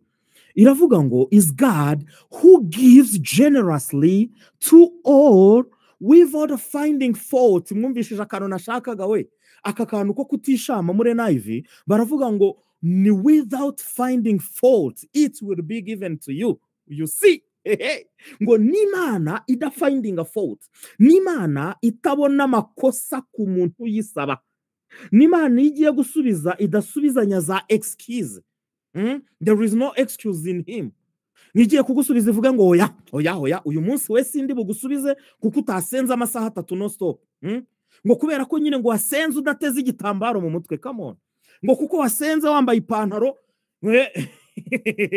ngo bwakoze ikosa nyine ryo kwambarana n'abagabo, kandi ngo n'amatwi yawe ngo n'amazuru yawe birapfumuye, ngo ako kanyama kawe ntabwo Imana yakarengaho watakaje ngo ubundi ngo guhereze. My God. Leka mareko skramindro zetahine. Ntabwo ndi buguha icyo usabye. Kubera iki? Kubera nyine Imana ya finding the fault muri wowe. Hari ukuntu nyine uboneye ariko bitari rwose nyine. Kuko hari akantu ngo kakageso kakunaniye kugaca, kandi n'uyu munsi waje kunsenga utakatuye nyine. Hari ukuntu abandi biyirije uyu munsi nyine twari kuwa kane ariko we wanariye ebyiri zitaragera. No, n'Imana itabona amakosa. He doesn't found fault. Ligo mande go brain cruje stroze taine mongrine. Nibutsa ahantu hamwe nagiye gusengera ahantu mu nzu y'umukecuru wajya guduhanurira, ariko Mana we ndabyibuka nari maze iminsi 3 ntarya. Arambwira aransengera anje arampanurira, arambwira ati mwana wanje Dawidi, yajyaga nyita Dawidi. Arambwira ngo Imana uyu munsi ntabwo iri buguhe mwuka wera. Ndavuga nti se kubera iki wa Mana we? Arambwira ngo hari ukuntu amasengesho yawe ataruzura igikombe. Nibwo bwa mbere numvishije rero ngo igikombe umuntu asenga ngo akajya asenga cyuzura nyine. Ngo nayabonye, ngo nagiye kubona mbona amasengesho yawe ameze nk'amazi acagase mu kirahuri imbere y'Imana. So ngo rero ngo ugomba kubanza ugasenga cya gikombe kikuzura. Ndakutuza ndasenga nkava mu 3 njya mu 2 nsubira mu 7 ngo igikombe kizuzure. Bukeye umukorera amakosa matoya atananturutseho. Arangije arambwira ngo Imana yamubwiye ngo cya kirahure cyahoraga imbere yayo cyamenetse, ngo ubu nukongera gutangira bundi bushya. Ariko Imana y'iki gihe koko yari yaratuzengereje mw'abavandimwe. Ariko Imana yo mwijuru ishimwe. Haleluya. Hari ikintu nayimenyeho, ni Imana itajya yisubira. Haleluya. Mareko skramandere boshaine. Ni Imana itagihinduka, ni Imana isubiza Shebariya ishingiye iteka kuri karakteri yayo. Ni Imana itadusubiza ishingiye ku bwiza bw'abantu bari kuyisenga. Iyo niyo karakteri yayo. Number 1, karakteri yayo ya mbere. N'Imana itanga we, niko nabyanditse. N'Imana ikunda gutanga. Icyo ni kimwe mu bintu nyiziho. Frederic nzanira Zaburi ya 65 ku murongo wa 2. Noneho ba bantu ba Emma banshakire NIV. Please mwe muretse bashake NIV cyangwa NLT.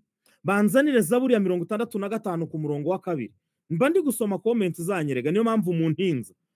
If anyone longs of the wise and scholar wisdom, he will not see your lack of wisdom, oh my God, as an opportunity to scroll over you, to scroll you over your failures, but he will overwhelm your failures with his generous grace. Oh my God, he will overwhelm your failures with his generous grace. Mbega Imana nziza. Hagira umuntu unzanira uyu murongo muri NIV cyangwa muri NLT.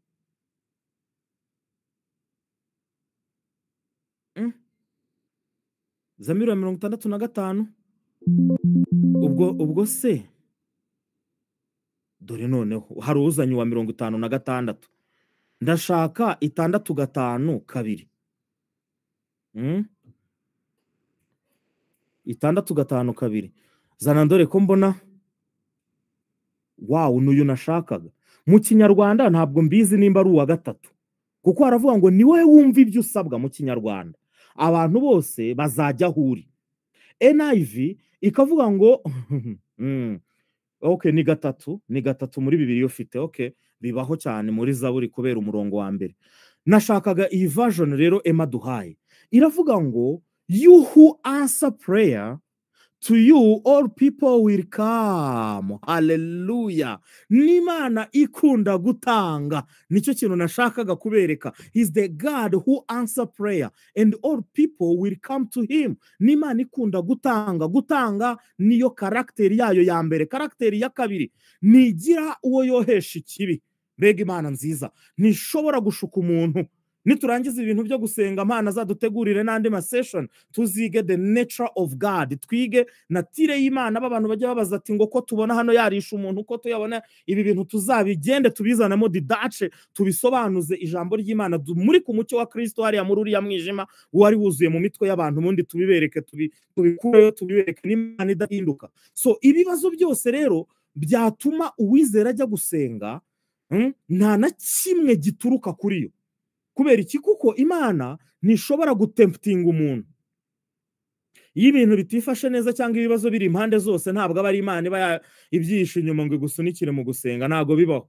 Zumva umuntu ari gutanga ubuhamya ngo rwose ubu mundeba, ngo kera nari umunebwe, ngo kera nari umuzayifu, ngo ntajya mbasha gusenga, ngo deni Imana inzanira ikibazo, ati buriya kubyara umwana uri prematire byaranyigishije, Imana yanzaniye ikibazo guhera ubwo nanjye niga gusenga. Wapi? Ntabwo yari Imana. Ntabwo Imana ari mbi gutyo. Ngo ntabwo bishoboka ko Imana yoshywa n'ibibi. Yakobo 1:13 cyangwa ngo nayigira ibyo byohesha. Ngo umuntu niyoshywa n'ibibi. I'm translating from King James version. Akavuga ati Imana niyo inyoheje, ntazabivuga ibyo ngibyo. Ngo kuko bidashoboka ko Imana yoshywa n'ibibi cyangwa ngo igire uwe ibyohesha. Ibyo bintu bita ibigeragezo kavuga ko bituruka kuri yo, ntabwo ari byiza, ni ibintu bibi gusa, nta kintu cyiza na kimwe kirimo.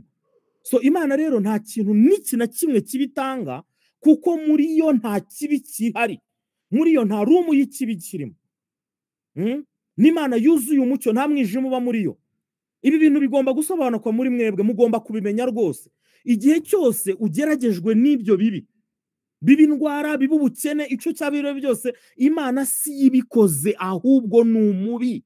So hari ikintu nzi cyakora, hari pariti y'Imana nzi muri byo. There is a law of God. Hari lore Imana praying, hari umukino Imana ikina muri ibyo bishuko n'ibigeragezo byawe. Uwo mukino numwe, n'uyumwe gusa. Ni ukugukura muri byo. Haleluya, Imana ishimwe. Biravuga ngo amakuba n'ibyago by'umukiranutsi ni byinshi, ariko Uwiteka mukiza muri bingaha, mukiza muri byose. Mu makuba no mu byago Uwiteka azaje gukiza. Umuvandimwe Pawulo yandikira Abakorinto arababwira ngo nta kigeragezo ngo kibasha kubageraho kitari rusange mu bantu.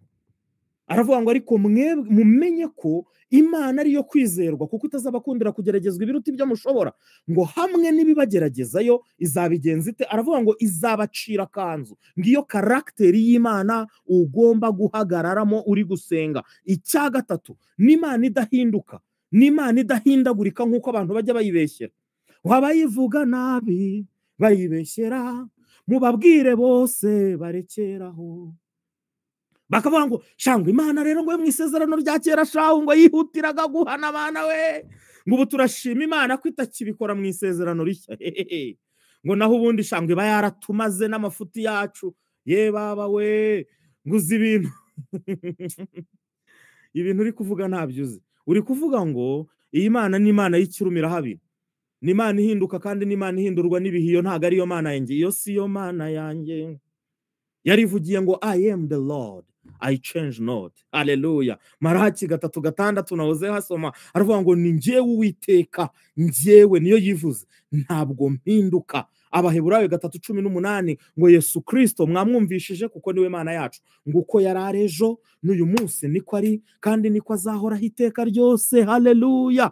Ntabwo Imana double standard, ntabwo ari Imana igira double standard, ni Imana y'inyempuwe n'inyebambe uhereye kera kose n'uyu munsi kandi niko izahora iteka ryose. Ni Imana yuzuye ubuntu n'imbabazi. Yaravuze ngo imbabazi zayo zihora iteka ryose. Iteka ryose ni ukuvuga ngo ni muri generation to generation, buri generation Imana ihora ari imwe, ntabwo igihinduka.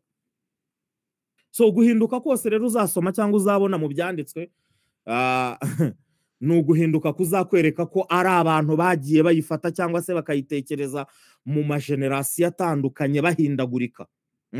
Abantu uko bayifataga bo barahindagurikaga, ariko yo ntiyigeze ihinduka. He is the same yesterday, today and forever. He is still the same. Ni Imana isubiza amasengesho, ni Imana itanga igatanga ikongera igatanga, ni Imana itimana. Hallelujah. That's his nature. We all have giving God we have. In the name of Jesus Christ we serve a giving God. Yakobo yaravuze ngo nasabe Imana itanga igahereza abantu bose, ikabahereza itimana, itanabona ikibi ku muntu. Glory. Hallelujah. Niba nawe ari ukuyitekereza muri kano kanya, ndagira ngo tuyisenge noneho. Urabizi nta bintu byo kubona ibibi biba muri yo. Nawe kwizera kwawe kuraza kuba gushingiye aho hantu, kuraza gushingira hehe? Kukutibonaho ikibi na kimwe, kubera ko kukutibonaho ikibi na kimwe ni kugushaka kandi nayo ubwayo ni kwikubona.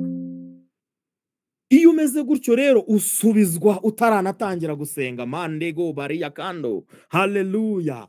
Then gusenga kwawe kukaza kuba ari ugusenga ko kwakira ibisubizo by'ibyo uri gusengera gusa. That's what we call a godly confidence we have in him. Nothing can stop us from praying now. Hallelujah. Bibiliya iravuze ngo gutanga yose ngo bitangwa biva mu ijuru, ngo bimanuka bituruka kuri se w'imico udahinduka, ngo cyangwa sagire igicu cyo guhinduka. Uwo ni kwameze. Wow. Ni data w'umucyo. Hallelujah. Ni data w'ubwenge, ni data w'ubumenyi, ni data w'ibintu byiza byose gusa. Ntahinduka, nta nubwo ajya twibeta ngo agenda avangemo akantu k'umwijima. Hoya, muri we huzuyemo umucyo gusa. Niyo mpamvu rero buri kintu kimwe cyose washakaga, buri kintu wasabaga, buri kintu wasengeraga, buri kintu kimwe cyose kiri muri we, kwizera kwawe, mu kwizera kwawe cyamaze kuba supplied aka kanya. Nimba uhagaze muri iyo standing, akira icyo kintu mu kwizera. Mareko skramendro global. Hallelujah.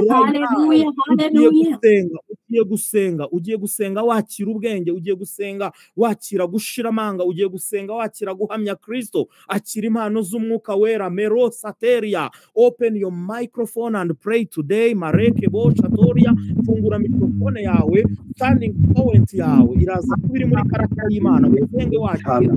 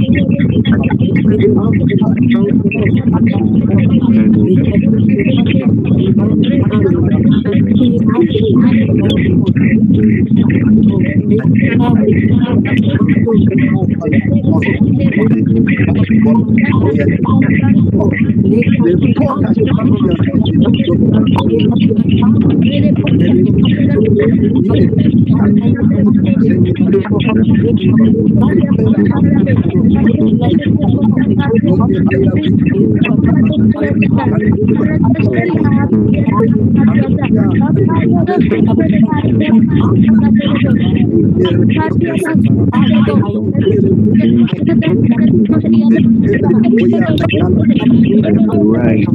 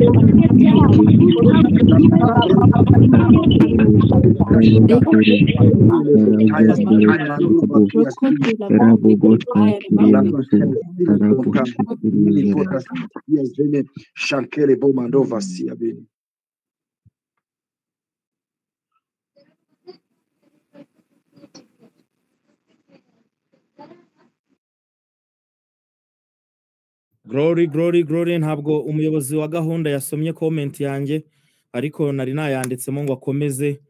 Mwarahezagiwe cyane, muri abanyamugisha, ntimuve muri iyo standing position, ntimuve mu birindiro mwokagira Imana, muramenye ntimuve mu birindiro aho ngaho nyine, aho ngaho abariho musengera, mwenjoyinge relationship, mwenjoyinge isano twagiranye na data udahinduka, natwe ntiduhinduka, ntabwo twaba abana be ngo tube turi intama z'ejo ngo duhinduke ihene ze. N'Imana ukwiri nyine, uko yahoze niko iri, niko izahoraho iteka, uko turi, uko twavutse turi niko tumeze kandi niko tuzahoraho iteka. Ntabwo mu mwuka tuzahinduka, dutegereje guhindurwa kw'imibiri yacu, ariko we are still the same persons in our spirit. We are the sons of God. Hallelujah. Marosa Karia Lebrando Zotaine. Ntibigarukira ahangaha, ukomeze usenge iri joro ribi ryo gutogota. You speak in tongues, uryame usenga, wenjoyinga urwo rukundo. So uratangira kubona bya bintu byose wasengeye biri muri wowe, kubyakira nuko ubimenya ko bifite. Bibiliya iravuga ngo byose ni ibyanyu, ni ibyanyu, yaba Paulo, yaba Polo, yaba Kefa, yaba nde, yaba urupfu, yaba ubugingo, yaba ibiriho, yaba ibizaba, ngo ni ibyanyu, namwe muraba Kristo, Kristo nawe n'uw'Imana. Ni ukuvuga ngo nta kintu na kimwe kitari icyanyu. So murekeraho rero gusabiriza ibyanyu, ahubwo mwenjoyinge ibyanyu mu izina rya Yesu. Kandi iyo umuntu yageze muri press yo kubyenjoyinga ntabwo ahava.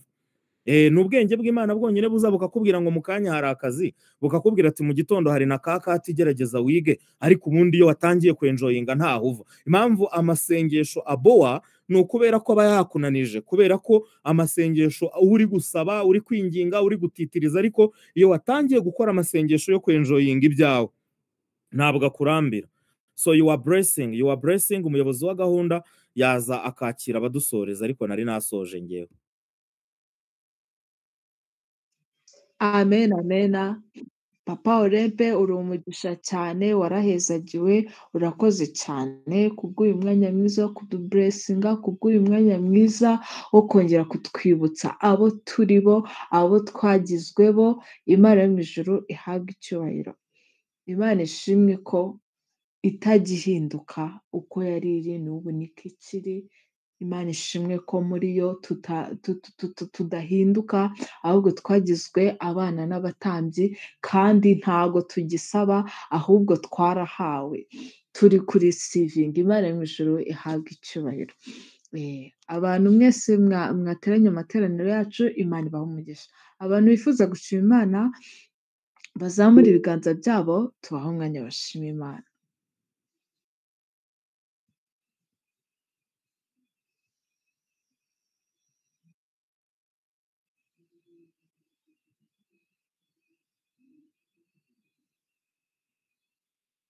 Hope arabanza kwitonda aramukurikira, hanyuma na Gerard arakurikira Peace. Amen, amen. Ndashima Imana muri uyu mugoroba, nshimye Imana ko nateranye. Imana ishimwe. Ndashima Imana ko ndi umwana w'Imana. Ndashima Imana ko Kristo ari muri nge. Imana ishimwe cyane. Ndashima Imana ko mbizi, nabimenye ko atagituye mu ihema, ahubwo ari muri nge. Kandi nshimye Imana ko namenye ko ubutware bwose bwari buri muri we yabuhaye twebwe abamwizera. By'umwihariko nshimye Imana kuva ku munsi wo ku cyumweru kugeza ku munsi w'ejo. Imana ishimwe cyane. Nari ndi kumwe na sister arikunda agiye kubyara. ibise bikamufata ntabyare, bugacya nzi karabyara mu kanya, ntabyare, amasaha agakomeza akicuma. Abantu benshi batangira kuvuga ngo ubwo ni ibiki, nk'ahatari ibintu bisanzwe. Nkatekereza ngo kimwe cyo nzi ni uko twamaze kumenya ko mu nda y'umugore nta kintu na kimwe cyamubuza kubyara, usibye ibintu byose byaturutse ku muvumo. Kandi njye narabatuwe rwose, ibintu byose byaturutse ku ngaruka z'icyaha, narabibatuwe, ntago bikiri ibyanjye rwose.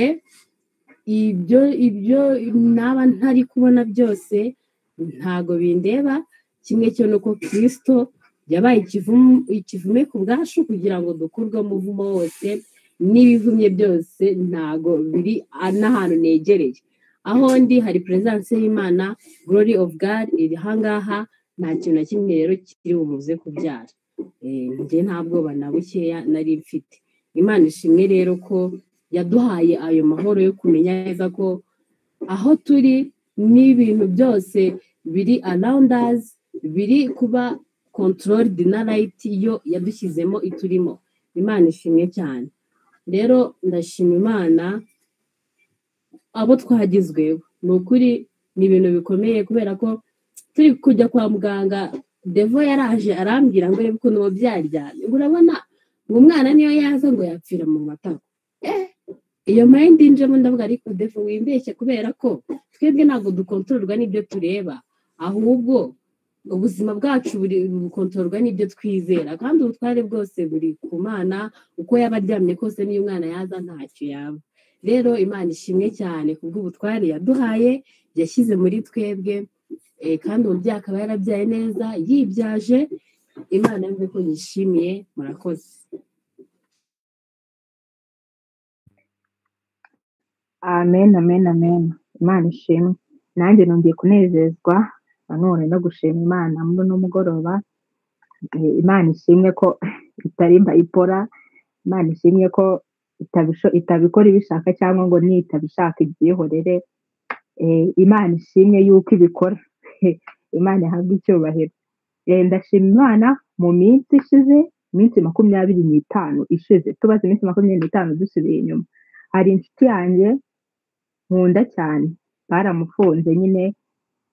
baramufunze kandi icyaha bari bamufungiye ngo umuntu agifunga imyaka 20 n'ingahe, myinshi nyine, kandi ni mutoya, turi mu kigero kimwe. Nkahita mbona ko azavamo afite imyaka 50, 60 gutyo nyine. Ariko ndashimira Imana yuko ejo bamufunguye, babonye ko yarenganaga nyine iminsi 30 itari yashira, baramufungura. Imana ishimwe. Nahise niwe twaganiriye bakimufunga, ndavuga ati muri weekend tuzajye kumureba, mubwire ko Kristo ibyaha byose yabipfiriye, agatanga imbabazi zabyo nyine, umukure muri gereza umusohore. Ariko birangira ntagiye, ariko mumana icyizere cy'uko agomba gutaha nyine, akagomba kuguma muri gereza. Ndashima Imana rero yuko ku munsi w'ejo babonye ko arengana bakamufungura. Imana ishimwe. Nongeye no gushima Imana nanone ku bwa mukuru wa Hope wabyaye, n'ibintu twari twize mu kanya. Mama yaratangiye ati mwebwe murabura kwihana kugira ngo musenge turebe ko yabyara, none muri ibyo. Njye na Hope turaseka kuko twari tubizi ko agomba kubyara, bidasaba ko abantu bajya kwatura ibyaha byabo hanyuma ngo bagasenga Imana ikabona kubasubiza. Rero turashima Imana yuko yabyaye, ikamuhereza umwana muzima udafite ikibazo, bakaba banavuye no kwa muganga bakagera mu rugo. Imana ishimwe.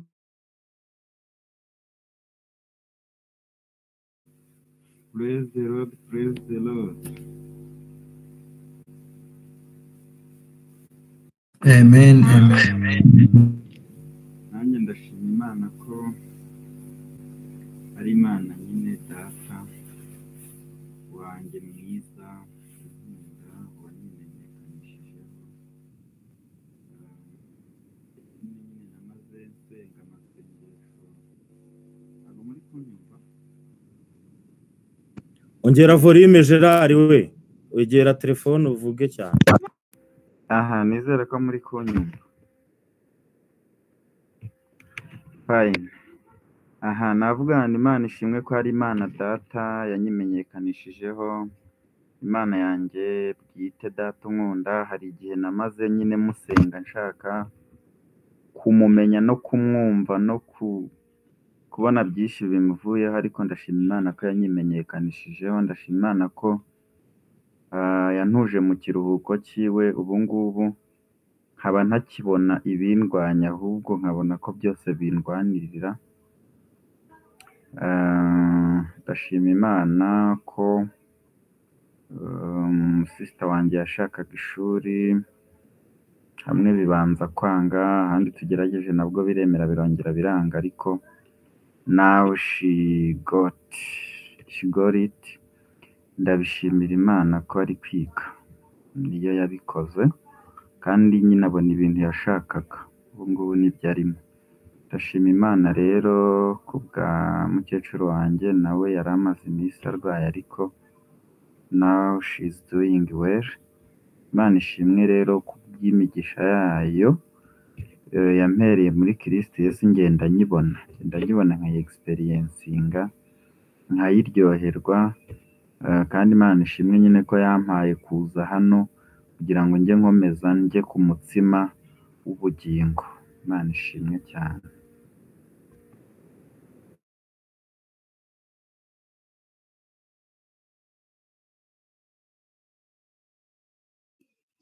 Amen, amen. Turashima Imana kubw'abantu bose bamaze gushima Imana. Imana yo mu ijuru ihabwa icyubahiro kubw'amashimwe ya bene data. Nanjye ndashima Imana ko yamfashije uyu mwanya mwiza tukabona muri aya materaniro meza, mukaba mutansize hano, nkaba ntashye ngo mpisange njyenyine. Mwarahezagiwe kandi muri umugisha. Ndashima Imana ko mama wanjye icyumweru gitangira, mbere y'uko gitangira nko ku cyumweru, ntabwo yari ameze neza, ariko ndashima Imana ko ubu ngubu ameze neza nta kibazo. Ikindi kintu nshima Imana, ndashima Imana ko na papa nawe icyumweru cyari cyarangiye, nawe ntabwo yari ameze neza, ariko ndashima Imana ko bose ari amahoro. Ndashima Imana ko imigisha yayo ariyo imporaho, nta muvumo, nta Imana yanjye ibintu byose bimbaho ari imigisha ituruka ku Mana iza, nta kintu kibi kiza mu buzima bwanjye. Ndashima Imana ko nahindutse umwana wayo. Ndashima Imana ku bwanyu mwese ko mwabanye natwe. Imana yo mu ijuru ihabwa icyubahiro kandi muri umugisha.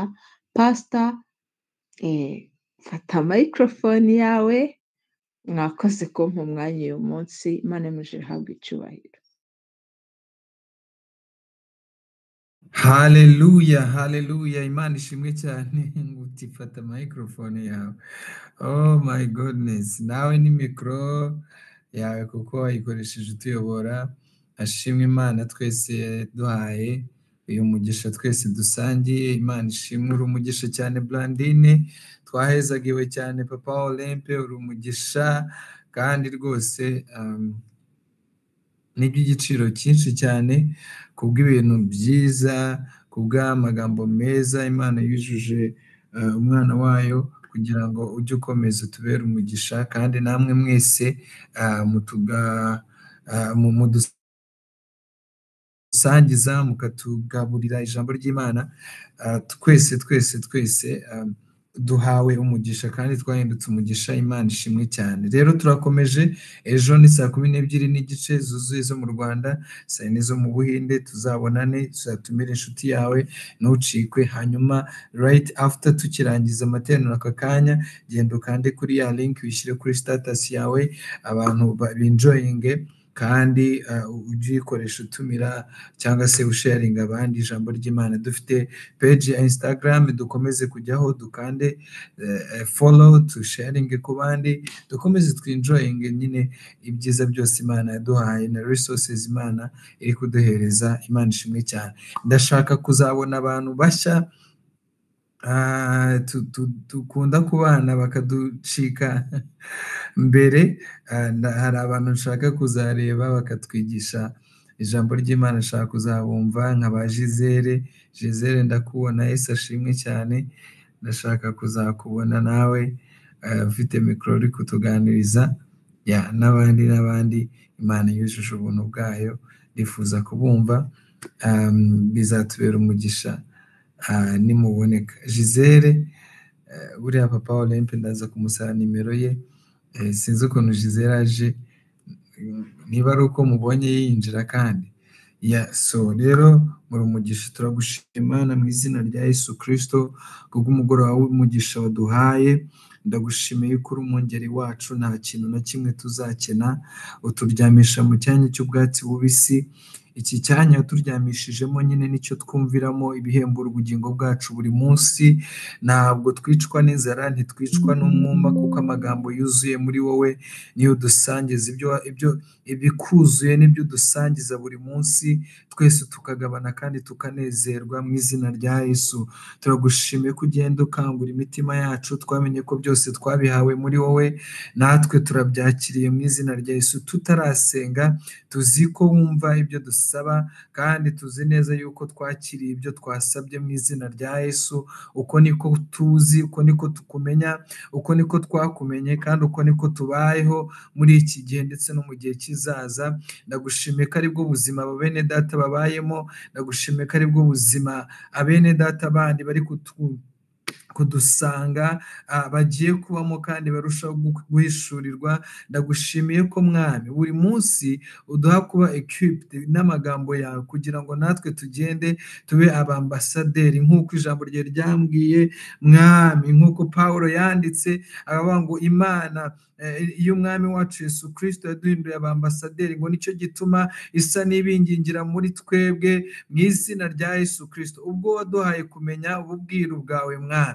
reka dukomeze kugira umutima uciye bugufi kandi wiyoroheje rwose cyane, ugusanga bene data tukabasangiza amagambo meza n'ubutumwa bwiza no kumenya no guhishurirwa twamenyeye muri wowe mu izina rya Yesu, kandi turusheho kugira umutwaro wa bene data mu izina rya Yesu. Ndasengera mu izina rya Yesu abana bawe, may the spirit of boldness Mwami ibe kuri bo, umwuka wo gutinyuka, gushira amanga, guhishurirwa mu izina rya Yesu Kristo. Ukomeze ugendere muri ukorere muri bo, kugira ngo Mwami Yesu Kristo imitima yose ishaka kumva ubutumwa bwiza, kandi imitima umwuka wera yakozeho aba ariyo tuyoborwaho kubwira ubuntu bw'Imana n'ubutumwa bwiza, kugira ngo dusangire ubwami bw'Imana mu izina rya Yesu n'ubuntu twaherewe muri wowe. Rekushata lamandele bro costa biniforia.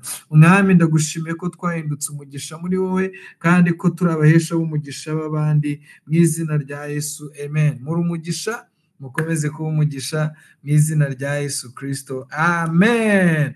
Kandi mujye mu blessing zanyu, abavandimwe banyu, inshuti zanyu. Ejo hari my daughter hano yarambwiye ngo niwatubwiye ngo tuzane abasheri nabo tutarabyumvikanaho, ati arambwiye ati njye nari namuzanye, rero ati ntiyabasuhuje ko ntamumenye. So rero namwe ejo na babandi mutarabyemeranyaho, nanjye uwo tutarabyemeranyaho nzamutumira.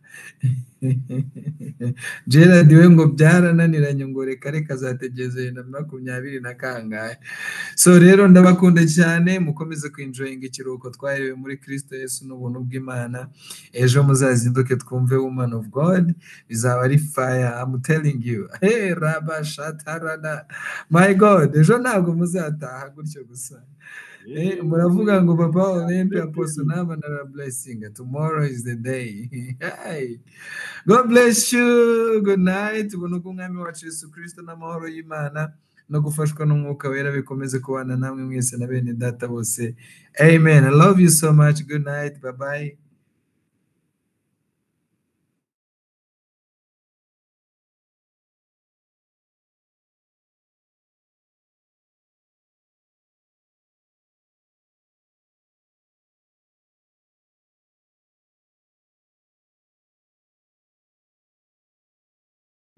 Wamubonye Overseer Man of God yakubwiye ngo Bishop uri umugisha.